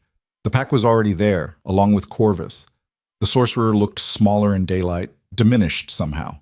His arm was bandaged where Ria's axe had caught him, and he kept his distance from the shifters, staying on the opposite side of the clearing with his expression carefully neutral. Kale stood in the center, arms crossed, watching Corvus with the patience of a predator waiting for prey to make a mistake. "Glad you could join us," Kale said when he spotted Ria. "We're about to get started." Corvus cleared his throat. "Before we begin, I want to clarify the terms of our agreement. 3 days of instruction, as promised. I'll teach you basic wards, detection spells, and counter curses. After that, I leave, and you never contact me again." "That's the deal," Kyle confirmed. "As long as you hold up your end." "I will. I have no interest in dying at the hands of shifters." Corvus pulled a leather satchel from his shoulder and set it on the ground. Magic isn't like shifting. It requires focus, discipline, and a source of power. For most practitioners, that source is internal, willpower shaped into intention. For shifters, it's different. Your connection to your animal side gives you access to instinctual magic. You just need to learn how to channel it. "And how do we do that?" Mira asked. "By embracing the thing that makes you different, your dual nature." Corvus pulled several small stones from the satchel, similar to the one he'd used against them, but unmarked. "These are focus stones. They'll help you direct your intent until you can do it without them. The first spell I'm teaching you is a basic ward, a barrier that keeps hostile magic at bay." He spent the next hour walking them through the process. Visualization, breathing techniques, the mental push required to activate the stones. It was tedious work, and most of the pack struggled with it. Finn's stone cracked on his third attempt. Marcus couldn't get his to respond at all, but Mira got it on her 5th try. A faint shimmer appeared in the air around her, barely visible, like heat haze on asphalt. Corvus nodded approvingly. "Good. Hold it for 30 seconds, then release." Mira's face was tight with concentration, but she managed it. When the shimmer faded, she looked exhausted but triumphant. Kale was next. His ward came faster, stronger, and lasted almost a minute before he let it drop. Then Corvus turned to Ria. "You should try as well." Ria blinked. "I'm not a shifter." "No, but you broke my curse. That suggests you have some innate ability, even if you don't recognize it." Corvus held out a stone. "Humor me." Ria took the stone reluctantly. It was smooth and cool in her palm, unremarkable except for the faint warmth that seemed to pulse in rhythm with her heartbeat. "Close your eyes," Corvus instructed. "Picture a wall around yourself, solid, impenetrable. Then push that image into the stone." Ria felt ridiculous, but she tried. She closed her eyes, imagined a wall, stone and mortar, thick enough to stop anything, and tried to force that image into the stone in her hand. Nothing happened. "Try again," Corvus said. "Don't force it. Let it flow." Ria tried 5 more times, then 10. Nothing changed. The stone stayed cold and inert, and she felt like an idiot standing there with her eyes closed while the pack watched. "I can't do this," she said finally, opening her eyes. "I'm not magic. I'm just me." "You're more than you think," Kyle said quietly. "You just don't see it yet." Corvus looked like he wanted to argue, but he let it drop. "We'll come back to it. For now, watch the others and learn the theory. Sometimes understanding the mechanics is enough." The training continued for hours. By midday, most of the pack could maintain a basic ward for at least a minute. Corvus moved on to detection spells, ways to sense hostile magic or tracking curses before they hit. These were harder, requiring a level of sensitivity that didn't come naturally to people who'd spent years relying on physical senses. Rhea watched from the sidelines, taking notes in a battered notebook she'd brought from her cabin. She might not be able to do magic herself, but she could learn the patterns, recognize the signs. Knowledge was its own kind of power. That night, after Corvus had left and the pack had dispersed to their cabins, Kyle found Rhea in the lodge's small library, surrounded by books on folklore and magic. "You don't have to do this," he said, settling into the chair across from her. "Learning magic, I mean, your pack regardless." "I want to help," Rhea said, not looking up from the book. "I don't like feeling useless." "You're not useless. You charged a sorcerer with an axe to save us. That's not nothing. It was stupid. It was brave." Kale leaned forward. "What's really bothering you?" Rhea finally looked at him. "I'm scared. Of Corvus. Of what happens when the 3 days are up. Of the fact that I've tied my survival to people I barely know. I'm scared that I'm making another mistake, and this time it's going to get me killed." "What was the first mistake?" Kyle asked gently. Rhea's jaw tightened. She'd spent 3 years not talking about Denver, about the night that drove her into the mountains. But Kyle was looking at her with those amber eyes that saw too much, and she was tired of carrying it alone. "3 years ago I trusted someone I shouldn't have," she said quietly. "A coworker. We'd been friends for months, and I thought I knew him. He offered me a ride home after a late shift, and I said yes. And he—" She stopped, the words catching in her throat. Kale's expression didn't change, but something dangerous flickered in his eyes. "He hurt you." "He tried to." Rhea's hands were shaking. "I fought back, got away, went to the police. They arrested him, but he had money and lawyers. And I had bruises that were already fading and a story that sounded like every other he said, she said. They let him go with a slap on the wrist." "And you ran." "I ran," Rhea confirmed. "Quit my job, left Denver, bought the cabin, told myself I was safer alone, that I'd never put myself in that position again." "But you weren't safer," Kyle said. "You were just isolated." "I know that now." Rhea wiped at her eyes angrily. "But at the time it felt like the only option. And now I'm doing the same thing again, trusting people, relying on them, and I keep waiting for it to blow up in my face." Kyle stood and moved around the table, crouching beside her chair so they were eye level. "I can't promise nothing bad will happen. Life doesn't work that way. But I can promise that if it does, you won't face it alone. That's what pack means. We stand together, even when it's hard, especially when it's hard." Rhea looked at him. This man who'd been cursed and broken and rebuilt himself anyway, who led with quiet strength and refused to abandon the people who needed him. "I want to believe you," she whispered. "Then start there." Kale reached out and took her hand, one day at a time, one choice at a time. You don't have to fix everything at once. His hand was warm, steady, and Rhea held on tighter than she probably should have. "Okay," she said. "One day at a time." The second day of training was harder. Corvus introduced counter-curses, spells designed to break or deflect hostile magic. They required precision and timing, and even the most experienced members of the pack struggled. Finn managed to deflect a weak binding spell on his 8th attempt. Mira got it on her 4th. Kyle got it on his 1st. "You're a natural," Corvus said, and there was something almost grudging in his tone. "Your father would have been proud." Kael's expression hardened. "Don't talk about my father." "I'm simply stating a fact. He was a powerful shifter. You inherited that strength. I inherited the mess you made when you cursed him." Kael stepped closer, and Corvus took an involuntary step back. "Don't mistake teaching us for redemption. You're still the man who destroyed my pack. The only reason you're alive is because we need what you know." Corvus's face paled, but he didn't argue. That afternoon, while the pack practiced detection spells, Rhea tried the ward exercise again. She'd been thinking about what Corvus said, that she had some kind of innate ability, and she wanted to prove him wrong. Or maybe prove him right. She wasn't sure which would be worse. She held the focus stone and closed her eyes, picturing the wall again. Stone and mortar, thick and impenetrable. Nothing. She tried picturing something else. A door, solid oak, like the one on her cabin. Still nothing. Frustrated, she opened her eyes and found Mira watching her. "You're trying too hard," Mira said. "Magic isn't about force, it's about connection." "Connection to what?" "To yourself. To what you really want." Mira sat down beside her. "When I first learned to shift, I couldn't do it on command. I'd panic and nothing would happen, or I'd shift at the wrong time and lose control. Kael told me to stop thinking about the mechanics and start thinking about why I wanted to shift, what I was trying to protect or escape from. Once I found that reason, the shift came naturally." Rhea looked down at the stone in her hand. "What am I trying to protect?" "I don't know. That's for you to figure out." Rhea closed her eyes again. This time, she didn't picture a wall or a door. She pictured the people around her: Kael, Mira, Finn, Lena, Marcus. She pictured them safe, protected, beyond the reach of people like Corvus.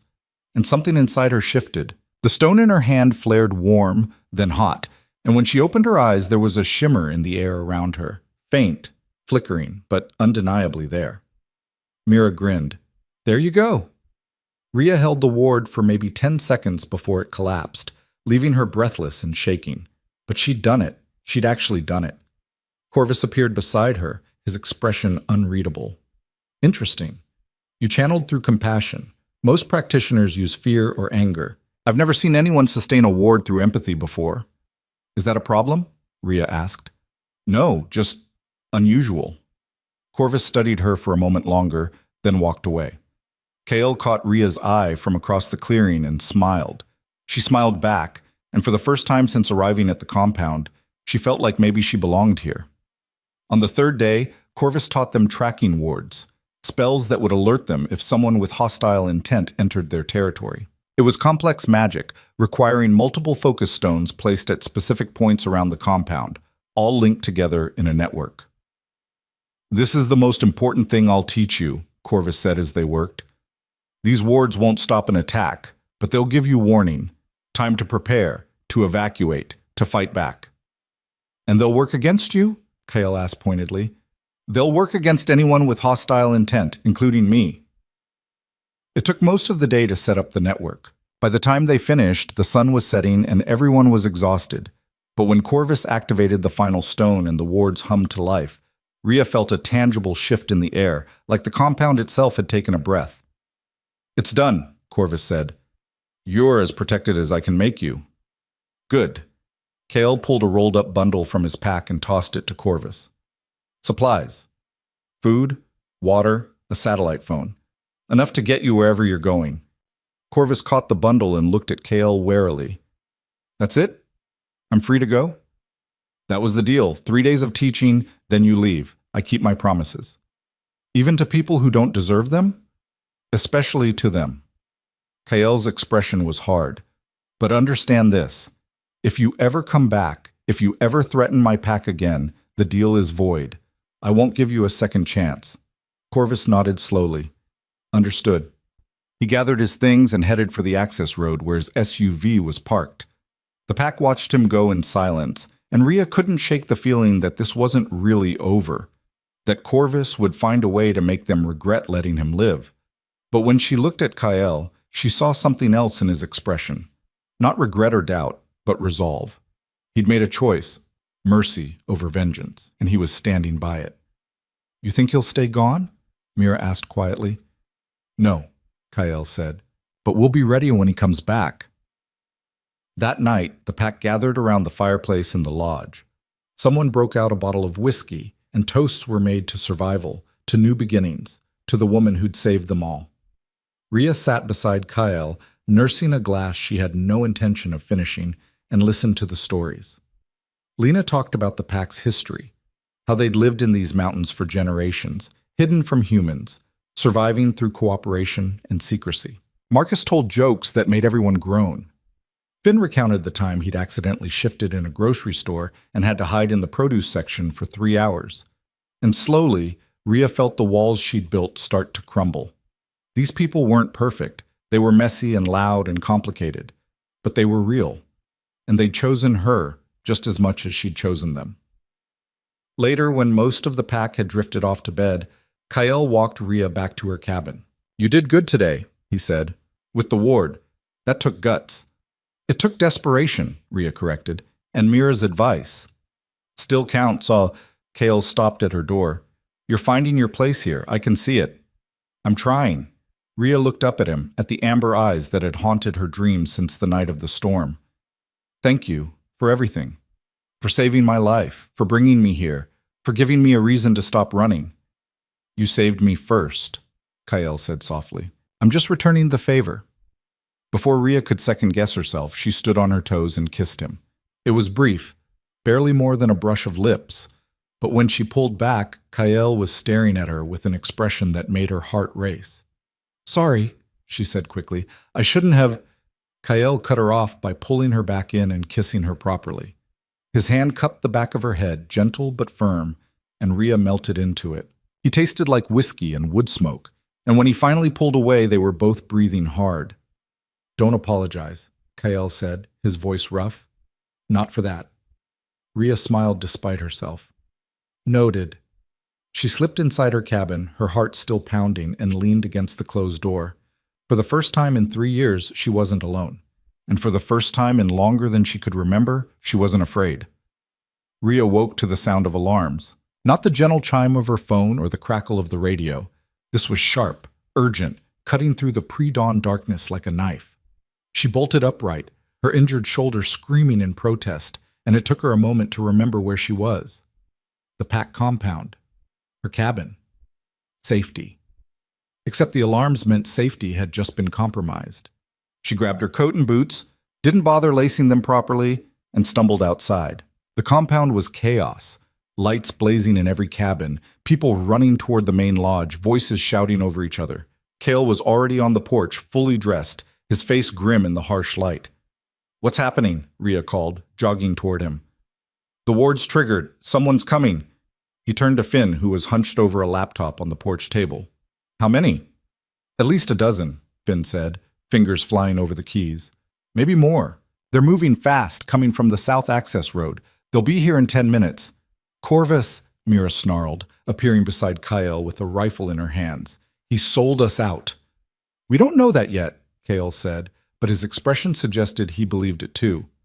Get everyone armed. Rhea, you stay inside the lodge with Lena. If this goes bad... I'm not hiding, Rhea interrupted. I can help. You're still healing, and you're not trained for combat. I can use a gun, and I'm not sitting this out while you fight for me. Rhea met his eyes, refusing to back down. I'm Pack, right? That means I stand with you. Kale looked like he wanted to argue, but there wasn't time. He grabbed a shotgun from the rack inside the lodge and thrust it into her hands. Stay behind cover. Don't take unnecessary risks, and if I tell you to run, you run. Same goes for you, Rhea said. Kale's mouth twitched in what might have been a smile under different circumstances. Then the moment was gone and he was barking orders, organizing the pack into defensive positions around the compound. The attack came faster than expected. One moment the forest was quiet, the next it erupted with gunfire. Bullets tore through the air, punching holes in cabin walls and shattering windows. Rhea dove behind a woodpile, her heart hammering, and raised the shotgun with shaking hands. She could see shapes moving through the trees, men in tactical gear, armed with rifles, and what looked like military-grade equipment. Too many of them. Too well organized. This wasn't Corvus coming back for revenge. This was something bigger. Suppressors, Finn shouted from his position near the main lodge. They're using suppressors. These guys are professionals. Kale shifted mid-run, his human form blurring into wolf in the space between heartbeats, and launched himself at the nearest attacker. The man went down with a scream, and then the rest of the pack followed Kale's lead. Wolves poured out of the compound, moving like shadows, hitting the attackers from every angle. But the attackers were ready for them. One of the men pulled something from his belt, a small device that emitted a high-pitched whine, and the wolves closest to him collapsed, whimpering, paws over their ears, some kind of sonic weapon designed specifically to target shifters. Fall back! Kyle's voice was barely human, caught between forms. Get to the lodge! Rhea fired the shotgun at one of the attackers advancing on Marcus. The recoil nearly knocked her over, and the shot went wide, but it was enough to make the man dive for cover. She pumped the action, fired again, and this time got closer. Someone grabbed her from behind. Rhea screamed and drove her elbow back, connecting with something soft. The grip loosened and she spun, swinging the shotgun like a club. It caught her attacker across the face, and he went down hard. Then another one was on her, knocking the shotgun from her hands. She went for the knife at her belt, but he was faster, pinning her arms and dragging her backward toward the trees. "Got the human!" he shouted into a radio. "Bringing her in!" Rhea thrashed, kicked, bit down on his hand hard enough to taste blood. He cursed and hit her across the face, and her vision exploded into stars. Then there was a roar, deep and primal and full of rage, and suddenly the man holding her was gone. Rhea stumbled, caught herself against a tree, and looked up to see Kyle standing over her attacker's motionless body. He was human again, breathing hard, blood on his hands and face. "You okay?" "Yeah," Rhea managed, though her head was spinning. "Who are these people?" "I don't know, but we need to get you inside." Kyle grabbed her hand and pulled her toward the lodge, where the rest of the pack was regrouping. They made it halfway before the second wave hit. More attackers, coming from the north this time, cutting off their escape. Kale swore and shoved Rhea toward Mira. "Get her to safety!" "I'm not leaving you," Rhea shouted. "You don't have a choice!" Kyle shifted again and threw himself at the advancing attackers, buying them time. Mira dragged Rhea toward the lodge, and they almost made it before one of the attackers threw something that landed at their feet. Rhea had just enough time to recognize it as a flashbang before it detonated. The world went white and silent. She couldn't see, couldn't hear, couldn't tell which way was up. Someone was pulling her, guiding her, and then she was inside and the door was slamming shut and the sound was coming back in painful waves. "Hear me? Rhea, can you hear me?" Lena's face swam into focus above her. Rhea nodded, though her ears were still ringing. "How many made it inside?" Mira demanded, helping Rhea sit up. "Just us and Finn," Lena said grimly. "Kale, Marcus, and the others are still out there." Rhea's stomach dropped. "We have to help them. We can't." Finn was at the window, peering through the shutters. "They're surrounded. If we go out there, we're just giving them more hostages." "So we do nothing?" Rhea's voice cracked. "We just let them die?" "We figure out what these people want," Mira said, "and we use that to get our people back." As if on cue, a voice boomed through a megaphone outside. "Attention! This is a lawful operation sanctioned by the Federal Bureau of Unnatural Affairs. All shifters are ordered to surrender immediately. Failure to comply will result in lethal force." Rhea looked at Finn. "The what?" "FBUA," Finn said quietly. "They're a Black Ops division that handles supernatural threats. Officially, they don't exist. Unofficially, they've been hunting shifters for decades." "Why would they come after you now?" "Because someone told them where to find us." Mira's expression was murderous. "Corvus." The pieces clicked into place. Corvus hadn't left peacefully. He'd gone straight to the government with information about the pack's location, their abilities, everything. In exchange for what? Immunity? Money? It didn't matter. The result was the same. They'd been betrayed. The megaphone crackled again. "We have 4 of your people in custody. Surrender the rest and no one else gets hurt.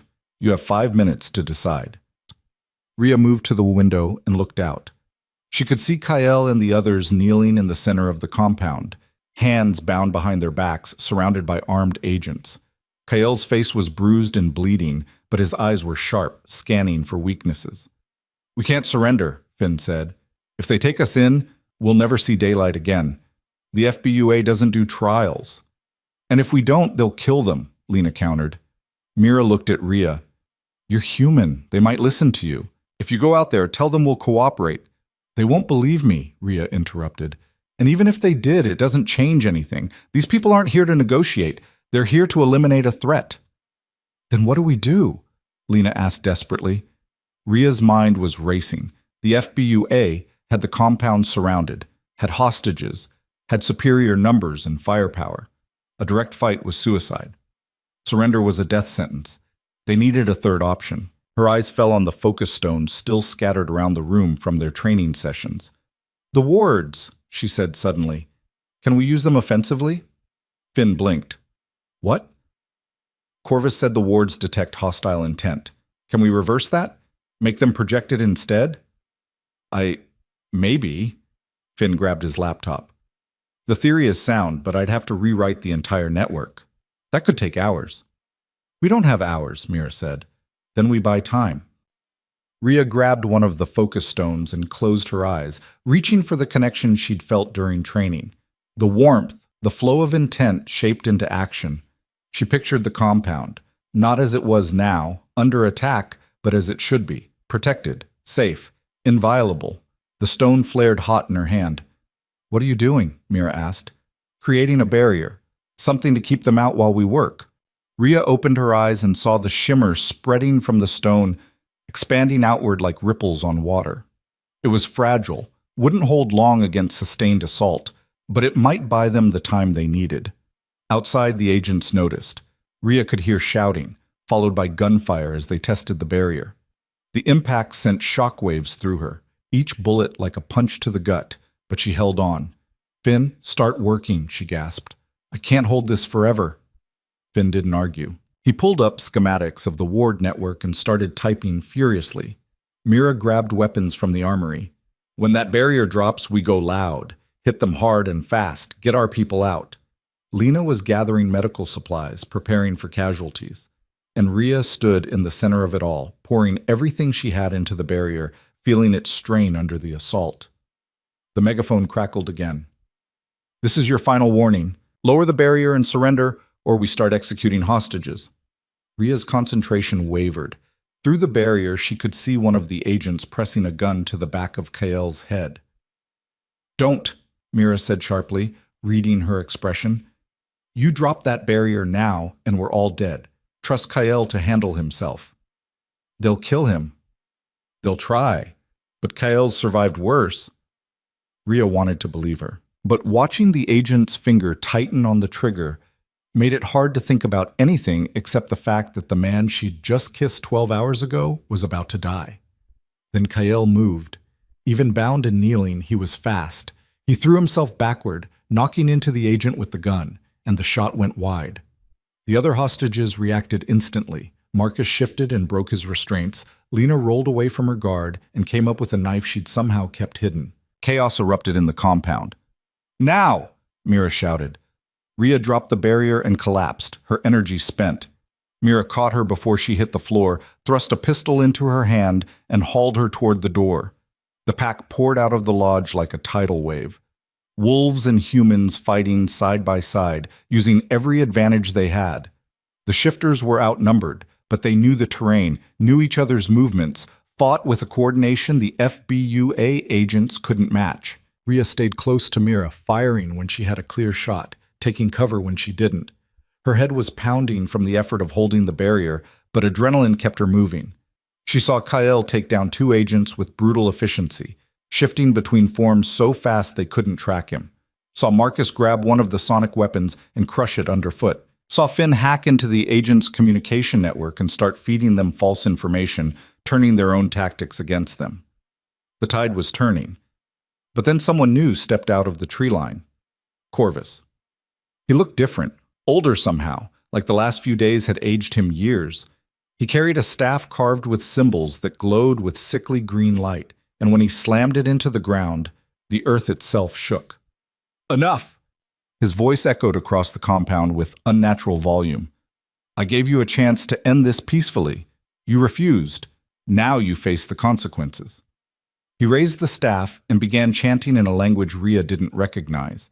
The air grew thick, oppressive, and she felt something pressing down on her chest like a physical weight. The shifters felt it worse. One by one, they collapsed, gasping, unable to maintain their forms. Even Kael went to his knees, trapped mid-shift, his body convulsing. The curse, Mira choked out beside Rhea. He's recreating it. Corvus's voice rose to a crescendo, and the pressure intensified. Rhea couldn't breathe, couldn't move, could only watch as the pack suffered. No. She'd broken this curse once. She could do it again. Rhea pushed herself to her feet, every muscle screaming in protest, and stumbled toward Corvus. He didn't notice her. His attention was focused on the spell, on binding the shifters once more to his will. She still had the focus stone clutched in her hand. It was cracked now, damaged from channeling the barrier, but it was all she had. Rhea closed her eyes and reached for that connection again. Not to create a ward or a barrier, but to project something else entirely: compassion, understanding, the belief that people, all people, human and shifter alike, deserved freedom. The stone shattered in her hand, but not before releasing a pulse of energy that slammed into Corvus's spell like a wrecking ball. The green light flickered and died. Corvus staggered, his chanting breaking off mid-word, and turned to stare at Rhea in disbelief. How did you... You were wrong, Rhea said, her voice steady despite the exhaustion pulling at her. About shifters, about power, about what makes someone worthy of freedom. And I'm done letting people like you decide who gets to be safe. Corvus raised his staff, fury twisting his features. You ignorant fool! You have no idea what you've unleashed! Kael hit him like a freight train. The sorcerer went down hard, the staff flying from his hands, and Kael stood over him in human form with murder in his amber eyes. She's not the fool here, Kael said quietly. You are. You could have walked away, could have disappeared and lived out your life in peace. But you came back. You allied with the people who would have turned on you the moment you stopped being useful, and now you're going to face the consequences. You can't kill me, Corvus wheezed. The FBUA, they'll never stop hunting you. I know. Kael looked up at the remaining agents, who were regrouping at the edge of the compound, which is why we're not running anymore. He turned to face the FBUA agents, hands raised. I'm Kael Varin, leader of this pack. I'm surrendering myself on one condition. You let the rest of them go. They're not criminals. They're just trying to survive. Take me and leave them in peace. Kael, no, Mira shouted. But before anyone could move, one of the agents stepped forward. He was older than the others, gray-haired and weathered, with insignia that marked him as the commanding officer. Stand down, he ordered his men. Then to Kael, I'm Agent Morrison, and I'm calling off this operation. The other agents looked at him in shock. Sir, we have orders. Orders based on intelligence from a known criminal. Morrison gestured to Corvus. Intelligence that conveniently left out the part where you people were just defending yourselves, where a human woman risked her life to protect you, where you showed more restraint and honor than most humans I've worked with. He holstered his weapon. I've been tracking shifter communities for 15 years, and I've learned that the dangerous ones aren't the people trying to live quietly in the woods. They're the ones who turn them into weapons. He looked pointedly at Corvus. We'll be taking him into custody. As for you, consider this your one chance. Stay off our radar, and we'll stay off yours. Kael stared at him. Why? Because I'm tired of hunting people who aren't the real threat. Morrison signaled his team. We're leaving. Pack it up. The agents withdrew, taking Corvus with them in restraints. The sorcerer didn't resist, just shot one last venomous look at Rhea before being shoved into an armored vehicle. And then they were gone, and the compound was silent except for the sound of the pack catching their breath. Rhea's legs finally gave out. She sat down hard in the snow, her entire body shaking, and felt Kael's arms wrap around her. You saved us, he said quietly. Again. I think we're even now, Rhea managed. Kael laughed, raw and relieved and edged with exhaustion. Not even close. The pack gathered around them, bloodied and bruised but alive. Mira was helping Marcus walk, his leg badly injured. Finn had a gash across his forehead. Lena looked shell-shocked but unharmed. They'd survived. Against impossible odds, against better-armed enemies, against magic and government agencies and betrayal. They'd survived because they fought together. What now? Mira asked, looking at the damaged compound. Bullet holes in the walls, broken windows, blood in the snow. Now we rebuild, Kael said. Same as always. The next few weeks were a blur of activity. They repaired the cabins, reinforced the wards, improved the security systems. Agent Morrison had been true to his word. The FBUA left them alone, though Finn insisted on monitoring government communications just in case. Corvus was being held in a maximum security facility designed for supernatural threats. According to Morrison's updates, he'd be there for the rest of his life. The organization he'd been building had crumbled without him, his associates scattering or turning on each other. The pack was safe. Finally, truly safe. Rhea settled into compound life more easily than she'd expected. She learned to cook for Marcus, helped Lena with the spring planting, sparred with Mira until her shoulder healed enough for real training. Finn taught her basic coding so she could help monitor the wards. She was learning what it meant to be part of something bigger than herself. And it was terrifying and wonderful in equal measure.